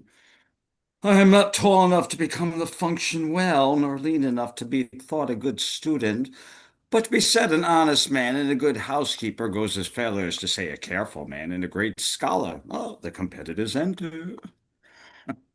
God bless thee, Master Parson. Bonus dies sub dormi, for as the old hermit of Prague that never saw pen and ink very wittily said to a niece of good Korbajok, that is. So I being Master Parson and Master Parson, for what it is that, and is but is. To him, Sir Topaz. Frater, I say, peace in this prison. The knave counterfeits well, a good knave. Who calls there? Sir Tobis the curate, who comes to visit Malfolio the lunatic. Sir Topaz, good Sir Topaz, go to my lady. Out, ibabolic fiend! How vexest thou this man? Talkest thou nothing but of ladies? Well said, Master Parson. Sir Topaz, never was man thus wronged. Good Sir Topaz, do not think I am mad. They have laid me here in hideous darkness. Aye, thou dishonest Satan! I call thee by the most modern terms, for I am one of those gentle ones that will use the devil himself with courtesy. Say it that the house is dark? As hell, Sir Topaz. It hath bay windows, transparent as barricadoes, and the clear stories toward the south north are as lustrous as ebony. And yet complainest thou of obstruction? I am not mad, Sir Topaz. I say to you, this house is dark. Madman, thou errest. I say there is no darkness but ignorance, in which thou art more puzzled than the Egyptians in their fog. I say this house is dark. As ignorance, though ignorance were as dark as hell. And I say there was neither man thus abused, never. I am no more mad than you are. Make the trial of it in any constant question. What is the opinion of Pythagoras concerning wild fowl? That the soul of our grandam might happily inhabit a bird. What thinkest thou of this opinion? I think nobly of the soul, and in no way approve his opinion. Very well. Remain thou still in darkness. Thou shalt hold in the opinion of Pythagoras, ere I will allow of thy wits and fear to kill a woodcock, lest thou dispossess the soul of thy grandam. Fare thee well. Sir Topaz, Sir Topaz! My most exquisite Sir Topaz. May I am all for waters. Thou mightest have done this without thy beard and gown. He sees thee not. To him in thine own voice, and bring me word how thou findest him. I would he were well rid of this knavery. If he may be conveniently delivered, I would he were. For I am now so far in offense with my niece that I cannot pursue with any safety this sport, the upshot. Come by and by to my chamber. Hey, Robin, jolly Robin, tell me how thy lady does. Fool, My lady is unkind, Purdy. fool, Alas, why is she so? fool, I say. She loves another. Who calls, huh? Good fool, as ever thou wilt deserve well at my hand, help me to a candle and pen and ink paper. As I am a gentleman, I will live to be thankful to thee for it. Master Malvolio. Ay, good fool. Alas, sir, how fell you beside your 5 wits? Fool, there was never man so notoriously abused. I am as well in my wits, fool, as thou art. But as well, then you are mad indeed, if you be no better in your wits than a fool. They have here property me, keep me in darkness, send ministers to me, asses, and do all they can to face me out of my wits. Advise you what to say, the minister is here. Malvolio, Malvolio, thy wits the heavens restore, endeavor thyself to sleep, thy vain bibble babble. Sir Topaz? Maintain no words with him, good fellow. Why, sir, no, sir. Goodbye, you, sir, good Sir Tobus. Marry, amen. I will, sir, I will. Fool, fool, fool, I say. Alas, sir, be patient. What say you, sir? I am sent for speaking to you. Good fool, help me to some light and some paper. I tell you I am as well in my wits as any man in Illyria. Well, the day that you were, sir. By this hand I am. Good fool, some ink, paper, and light, and convey what I will set down to my lady. It shall advantage thee more than ever the bearing of letter did. I will help you to it, but tell me true, are you not mad indeed, or do you but counterfeit? Believe me, I am not, I tell thee true. Nay, I'll never believe a madman till I see his brains. I will fetch you light and paper and ink. Fool, I'll requite it in the highest degree. I prithee be gone. I am gone, sir, and anon, sir, I'll be with you again. In a trice, like to the old vice, your need to be sustained. Who with dagger of lath, in his rage and his wrath, cries, aha, to the devil. Like a mad lad, pare thy nails, dad. Adieu, good man, devil.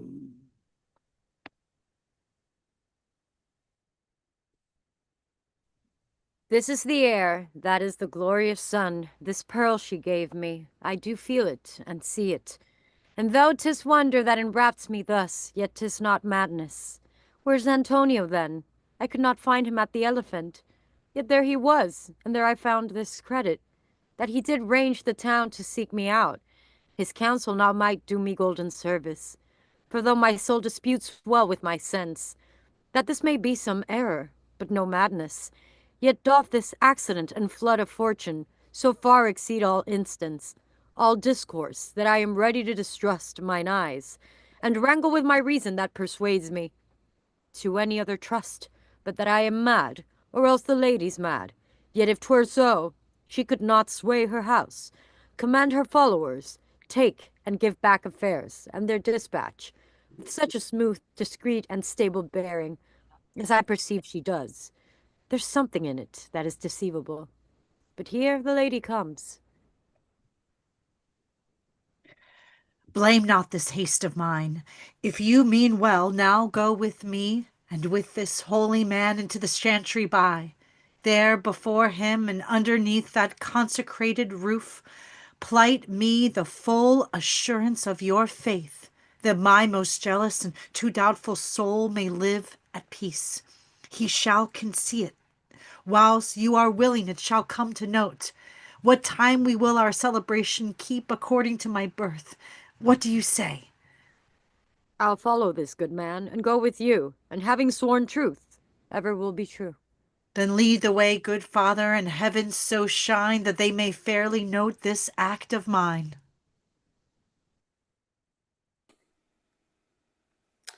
Now, as thou left'st me, let me see his letter. Good Master Fabian, grant me another request. Anything. Do not desire to see this letter. This is to give a dog, and in recompense desire my dog again.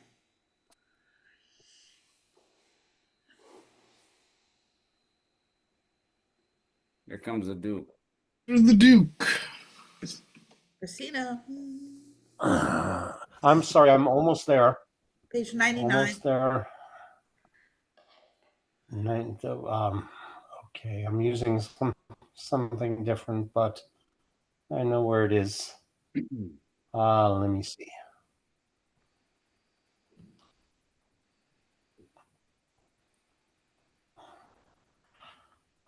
Just a moment.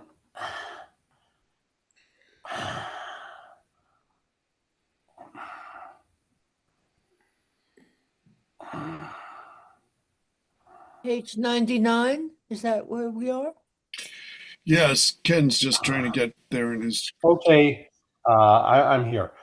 Belong you to the Lady Olivia, friends? Aye, sir, we are some of her trappings. I know thee well. How dost thou, my good fellow? Truly, sir, the better for my foes and the worse for my friends. Just the contrary, the better for thy friends. No, sir, the worse. How can that be? Marry, sir, they praise me and make an ass of me. Now, my foes tell me plainly I am an ass, so that by my foes, sir, I profit in the knowledge of myself, and by my friends I am abused. So that conclusion is to be as kisses. If your four negatives make you two affirmatives, why then the worse for my friends and the better for my foes. Why, this is excellent. By my troth, sir, no, though it please you to be one of my friends. Thou shalt not be the worse for me. There's gold. But that would be a double dealing, sir. I would you could make another. Oh, you give me ill counsel. Put your grace in your pocket, sir, for this once, and let your flesh and blood obey it. Well, I would be so much a sinner to be a double dealer. There's another. Primo, secundo, terito is a good play, and the old saying is the third pays for all.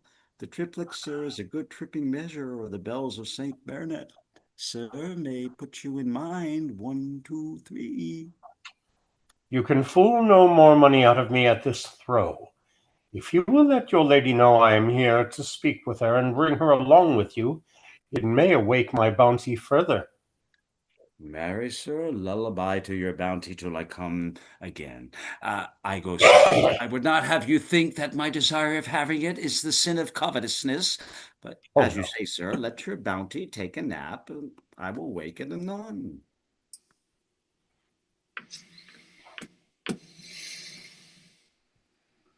You're muted. Here comes the man, sir, that did rescue me. That face of his I do remember well, yet when I saw it last, it was besmeared as black as Vulcan in the smoke of war. A bawbling vessel was he captain of, for shallow draught and bulk unprizable, with which such scatheful grapple did he make with the most noble bottom of our fleet, that very envy and the tongue of loss cried fame and honor on him. What's the matter? Orsino, this is that Antonio that took the Phoenix and her fraught from Candy. And this is he that did the tiger board when your young nephew Titus lost his leg. Here in the streets, desperate of shame and state and private brabble, did we apprehend him. Ye did me kindness, sir, drew on my side, but in conclusion put strange speech upon me. I know not what 'twas but distraction.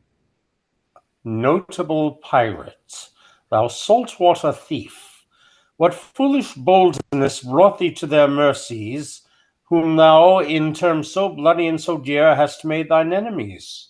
Orsino, noble sir, be pleased that I shake off these names you give me. Antonio never yet was thief or pirate, though I confess on basin ground enough Orsino's enemy. A witchcraft drew me hither. That most ingrateful boy there by your side, from the rude seas enraged and foamy mouth, did I redeem. A rack past hope he was. His life I gave him, and did therefore add my love without retention or restraint, all his in dedication. For his sake did I expose myself, pure for his love, into the danger of this adverse town, drew to defend him when he was beset, where, being apprehended, his false cunning, not meaning to partake with me in danger, taught him to face me out of his acquaintance, and grew a 20 years removed thing, while one would wink. Denied me mine own purse, which I had recommended to his use not half an hour before. How can this be? When came he to this town? Today, my lord, and for 3 months before, no interim, not a minute's vacancy, both day and night did we keep company. Here comes the Countess. Now heaven walks on earth. But for thee, fellow, thy words are madness. 3 months this youth hath tended upon me, but more of that anon. Take him aside. What would my lord, but that he may not have wherein Olivia may seem serviceable? Cesario, you do not keep promise with me. Madam? Gracious Olivia. What do you say, Cesario? Good my lord. My lord would speak. My duty hushes me.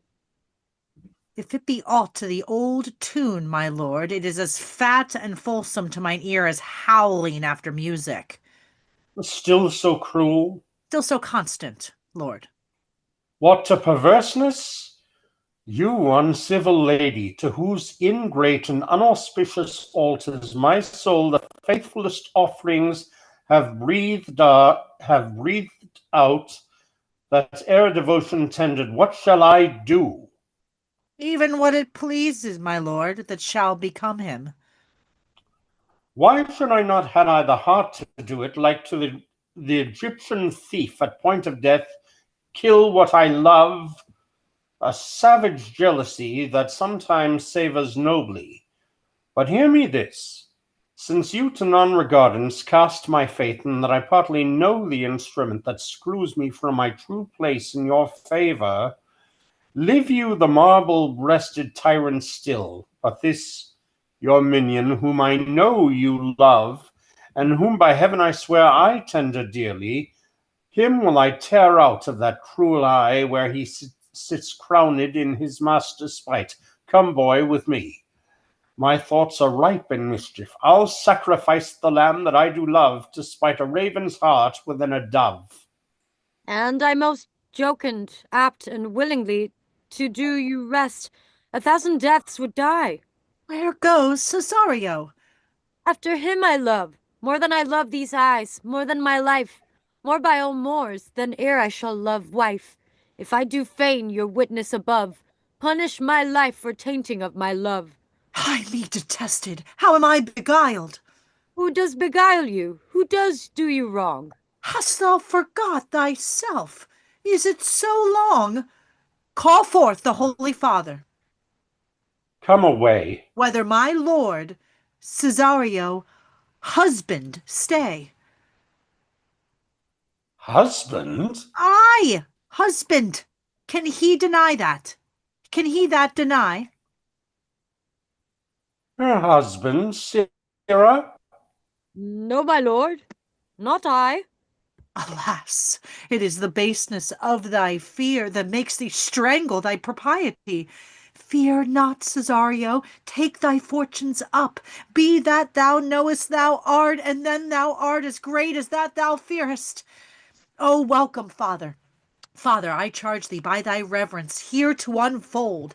Thou lately we intended to keep in darkness. What occasion now reveals before 'tis ripe. What thou dost know hath newly passed between this youth and me.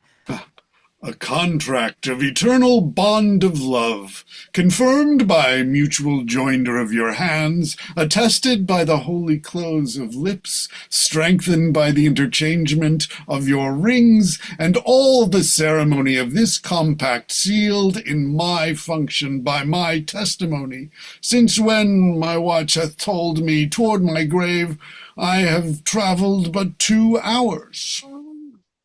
O thou dissembling cub, what wilt thou be when time hath sowed a grizzle on thy case?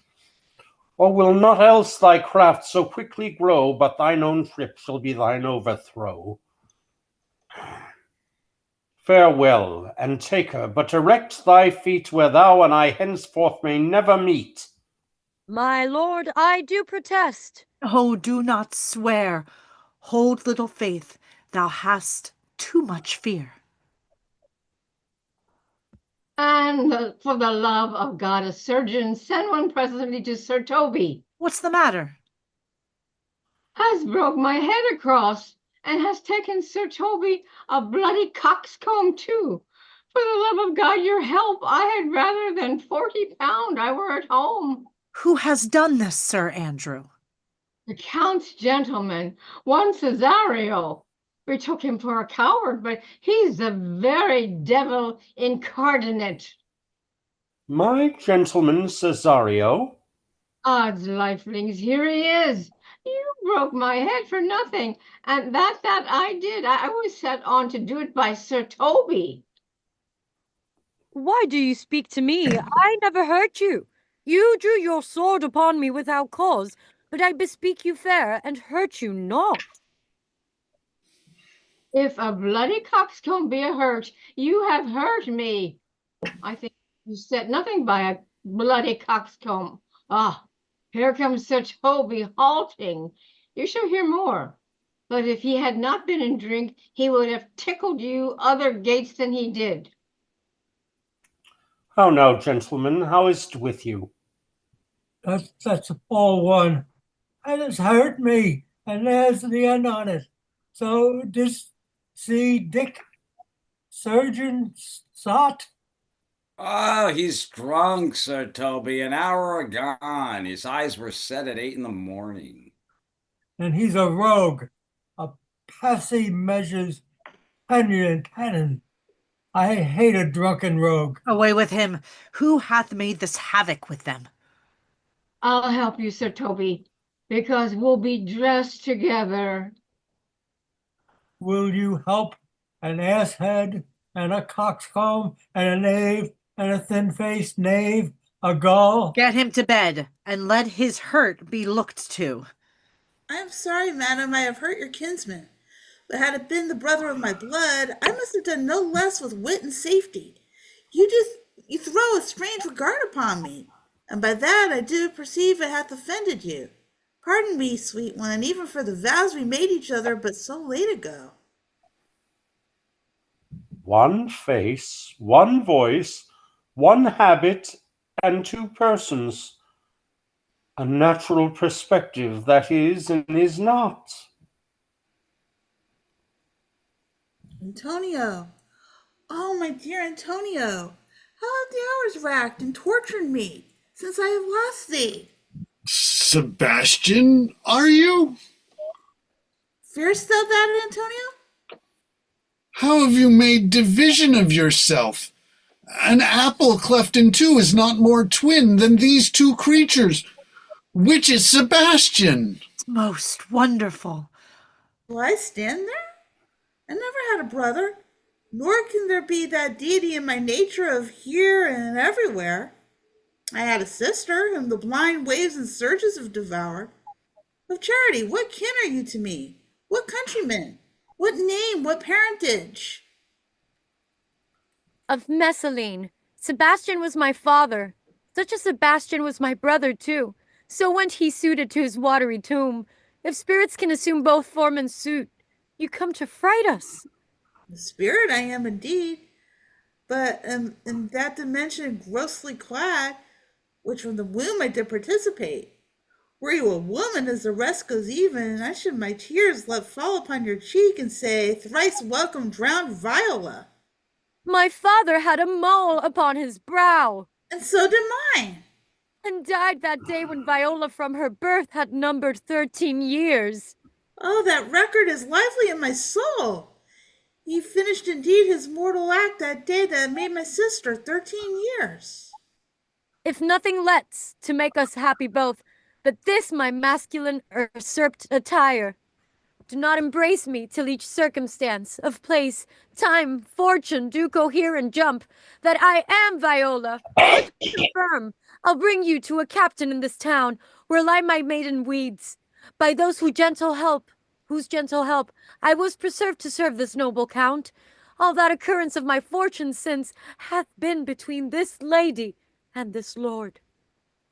So comes a lady you have been mistook. But nature to her bias drew in that. You would have been contracted to a maid. Nor are you nor are you therein by my life deceived. You are betrothed both to a maid and man. Be not amazed, right noble is his blood. If this be so, as yet the glass seems true, I shall have share in this most happy wrack. Boy, thou hast said to me 1,000 times thou never shouldst love woman like to me. And all those sayings will I overswear, and all those swearings keep as true in soul, as doth that orbed continent, the fire that severs day from night. Give me thy hand, and let me see thee in thy woman's weeds. The captain that did bring me first on shore hath my maid's garments. He upon some action is now in durance, at Malvolio's suite, a gentleman, and follower of my lady's. He shall enlarge him.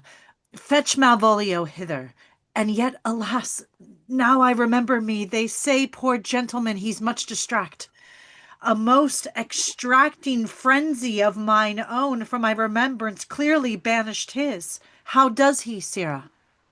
Truly, madam, he holds Beelzebub at the stave's end as well as any man in his case may do. He has here written a letter to you. I should have given you today this morning, but as a madman's epistles are no gospels, so it skills not much when they are delivered.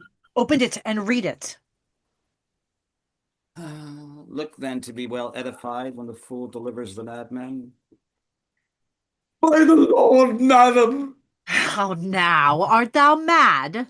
No, madam, I do but read madness, and your ladyship will have it as it ought to be. You must allow vox. Prithee, read in thy right's wits.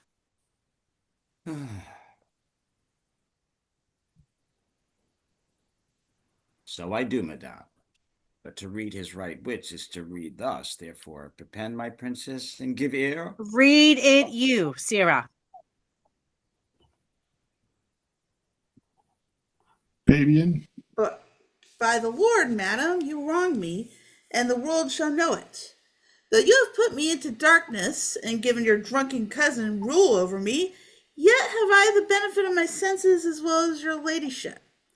I have your own letter that induced me to the semblance I put on, with the which I doubt not, but to do myself much right, or you much shame. Think of me as you please. I leave my duty a little unthought of, and speak out of my injury. The madly used Malvolio. Did he write this? Aye, madam. This savors not not much. much of distraction. I'm sorry, the script I have, that's Orsino's line. It But is. See him delivered it, Fabian. Bring him hither. My lord, so please you these things further thought on, to think me as well a sister as a wife, one day shall crown the alliance on it, so please you, here at my house, and at my proper cost. madam, I am most apt to embrace your offer. Your master quits you, and for your service done him so much against the metal of your sex, so far beneath your soft and tender breeding, and since you called me master for so long, here is my hand. You shall from this time be your master's mistress. A sister, you are she. Is this the madman? Ay, my lord, this same. How now, Malvolio? Madam, you have done me wrong, notorious wrong. Have I, Malvolio? No. Lady, you have. Pray you peruse that letter. You must not now deny it is your hand. Write from it if you can, in hand or phrase, or say 'tis not your seal, not your invention. You can say none of this. Well, grant it then, and tell me in the modesty of honor why you have given me such clear lights of favor, bade me come smiling and cross-gartered to you, to put on yellow stockings and to frown upon Sir Toby and the lighter people, and acting this in an obedient hope. Why have you suffered me to be imprisoned, kept in a dark house, visited by the priest, and made the most notorious geckengel that e'er invention played on? Tell me why. Alas, Malvolio, this is not my writing, though I confess much like the character, but out of question 'tis Maria's hand. And now I do bethink me, it was she first told me thou wast mad. Then camest in smiling, and in such forms which here were presupposed upon thee in the letter. Prithee be content, this practice hath most shrewdly passed upon thee. But when we know the grounds and authors of it, thou shalt be both the plaintiff and the judge of thine own cause. Good madam, hear me speak, and let no quarrel nor no brawl to come taint the condition of this present hour, which I have wondered at, and hope it shall not. Most freely I confess myself and Toby set this device against Malvolio here, upon some stubborn and uncourteous parts we had conceived against him. Maria writ the letter at Sir Toby's great importance, in recompense thereof he hath married her. How with the sportful malice it was followed may rather pluck on laughter than revenge, if that the injuries be justly weighed that have on both sides passed. Alas, poor fool, how have they baffled thee? Why, some are born great, some achieve greatness, and some have greatness thrown upon them. I was one, sir, in this interlude. One Sir Toby, sir, but that's all one. By the Lord, fool, I am not mad. But do you remember, madam, why laugh you at such a barren rascal, and you smile not he's gagged? And thus the whirlywig of time brings in his revenges. I'll be revenged on the whole pack of you. He hath been most notoriously abused. Pursue him and entreat him to a peace. He hath not told us of the captain yet. When that is known and golden time convents, a solemn combination shall be made of our dear souls. Meantime, sweet sister, we will not part from hence. Cesario, come, for so you shall be while you are a man, but when in other habits you are seen, Orsino's mistress and his fancy's queen. When that I was, and a little tiny boy, with hey-ho, the wind and the rain, a foolish thing was but a toy, for the rain, it raineth every day. But when I came to man's estate, with a hey-ho in the wind and the rain, 'gainst knaves and thieves men shut their gate, for the rain, it raineth every day. But when I came at last to wife, with hey-ho in the wind and the rain, by swaggering could I never thrive, for the rain, it raineth every day. But when I came unto my beds, with a hey-ho in the wind and the rain, to the two spots still had drunken heads, for the rain, it raineth every day. A great while ago the world began, and hey-ho, in the wind and the rain. But that's all one, our play is done. and will strive to please you every day. Well done. Thank you all. Thank you all so Lovely. much. So great to play with this play and to such good work, everybody. So great, Tom, seeing you back here, and Catherine, having you around. Yes. It's great. Every so good. I'm sorry we couldn't see you, Ken, but you sounded very good. So thank you all. Thank you. Thank you. Sorry Thank I was you all. so late for the last act. Yeah. Yeah. So, I mean, there are challenges. One of the challenges with the folio is the extra ease at the words that you're not accustomed to, as in suit with the e at the end. So you think the word is sweet. And it's usually it's always suit. I mean, I don't think but that's one of the things. But they're also, I think it's very interesting with the capitalization and the clues in that. And just the sort of at the end where it's like you really got like, okay, I mean, things are great for the Olivia, and it's almost, it's, I don't know, in some way. Well, one of the things that struck me about this play so much was like how, now that I'm a postal carrier, how much it has to do with letters. That the letter is used to trick Malvolio, and then his letter to finally get him out, and the various other things with the letters. I mean, that like making Andrew write that letter and then not using it, and all of that. But and also just with the sort of, as we get to the playoffs in the football season, sort of the way that it's like it works out with the winners, like Olivia. How wonderful when it's like at that one point where she's got two of them right there. So, but thank you all so much. Any other thoughts and things you want to share about the about your feelings about the play before we end the live stream? Something I really appreciated in the PBS one from this past summer, I just want to point out, was that I noticed something wonderful, delicate that they did at Malvolio's final exit. They took a moment, quick, but a moment of reflection where everybody was silent, watching him and thinking, you know, we really did fuck over this guy. And it lasted for like a second. But did you notice it? I noticed it when I was watching it. I think so, and I think it is important, and it was because very moving. he really It was has very suffered. good. It was just one of those split moments that the director made sure was there. Kind of reminded me of like in Merchant of Venice, when they couldn't look at each other at the ending.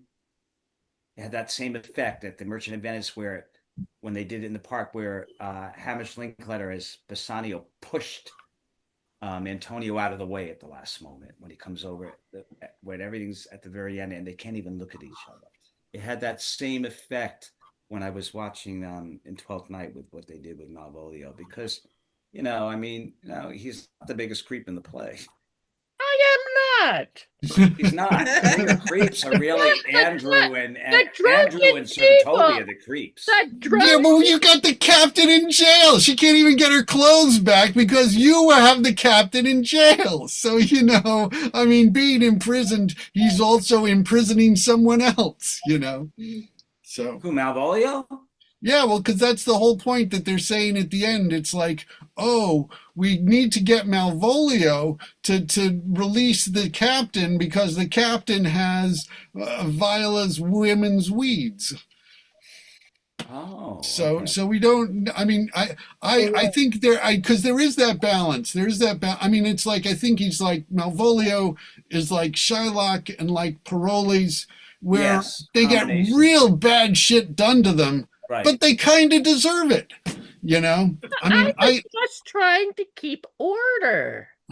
It's kind of yeah. like you Well, have to read it. that's also, you know, well, That's how you have to approach it. Reason that the captain wasn't supposed to be there, because he had misbehaved.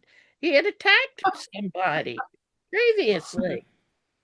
Well, but it doesn't sound like it was any crime that the state arrested him for, that it was something on your suit, like, which is probably what, I mean, we see in Comedy of Errors where it's like, you owe me money, so I'm going to have, and I mean, like we also see it in Merchant of Venice, so I'm going to have this officer arrest you until you pay me this money. Okay, well, he owed me money. Okay, but that's just still, I mean, I saw a really brilliant production of Twelfth Night up at Stratford, Canada, with Brian Bedford as Feste, who's just amazing. He was just amazing to see on stage and the way he would play the audience. But the Malvolio was this David Williams, and when he sort of came down, he was like getting ready to pray, and he just sort of like looked up and snapped his fingers like, God, you better pay attention to what I'm going to say. And so like after that, whatever they did to him, he deserved. Well, I didn't do that. What? Wait, who did you say was Malvolio? Somebody Williams? David Williams. And you think that Shylock actually David deserved what Williams. I happened don't to think him? I know of him. See, I don't think that at all. What? Shylock. I don't think what happened to Shylock he deserved. Well, I mean, well, it depends. I mean, of course, these things are all open to interpretation, but everybody's pretty much got the idea that he's going to try and kill Antonio, you know. So that's a pretty big thing. I mean, that's the thing. I mean, I think that's what the great sort of thing about Shakespeare is, that we can debate these things and feel these different ways about these characters, and these characters can be different every time they're played because he's left it open in that way, which is I think why we're still so fascinated with him. As opposed to Malvolio is like a teenage boy. You know, it's like he's smitten, and anything, you know, his mind, yellow garters, if I smile at her or something, He believes it, right? He falls for it. Yeah, and then he's also, even though, I mean, he's trying to, as you say, maintain order and do stuff, he does have these feelings, and he really is tremendously, I mean, as Olivia says, he's been tremendously abused here. I mean, it is bad, which is why one of the things that I didn't like in the things they cut from the recent one they did at the Public was bringing in Toby after he'd been beaten up, you know, that they cut out that last thing, because I mean, I think because it really is mostly Toby's doing that Malvolio has suffered this, and so it's good that in that way there's a little bit of a comeuppance with it. I thought the scene in the bathtub was kind of silly, you know. That was I have to look at it again, you know. You have to see something like that a couple of times in order to like take it, because you look at it a certain kind of way, and all of a sudden they spread it out in different ways, and you have to look at it and say, okay, that's okay. All right, I have to plead ignorance here because you really got me shaken up, and I totally missed this in the play. What captain is in jail? The captain who's in the very first scene, or the very second scene with Viola, when and it's like, okay, I'll hide your clothes, and so you can pretend to be a page and do that. Because we get this, I mean, that's one of the other things with Shakespeare, is time is sort of fluid, but it's really, that's been 3 months, supposedly. I mean, it's like, is it a week? Is it 3 months? I mean, we have Antonio saying, I've been with him 3 months. I mean, it probably would make more sense if it was like this all happened within 2 weeks, but you know, but I think that Malvolio. I'm remembering one of the first productions of Twelfth Night. One of the first productions of Twelfth Night I was aware of. This was about 41 years ago when I was in college. And this actor I knew, he doubled as both that captain and Antonio. And I used to think that they were both the same person. Mm-hmm. And I think for years I was a little confused about that.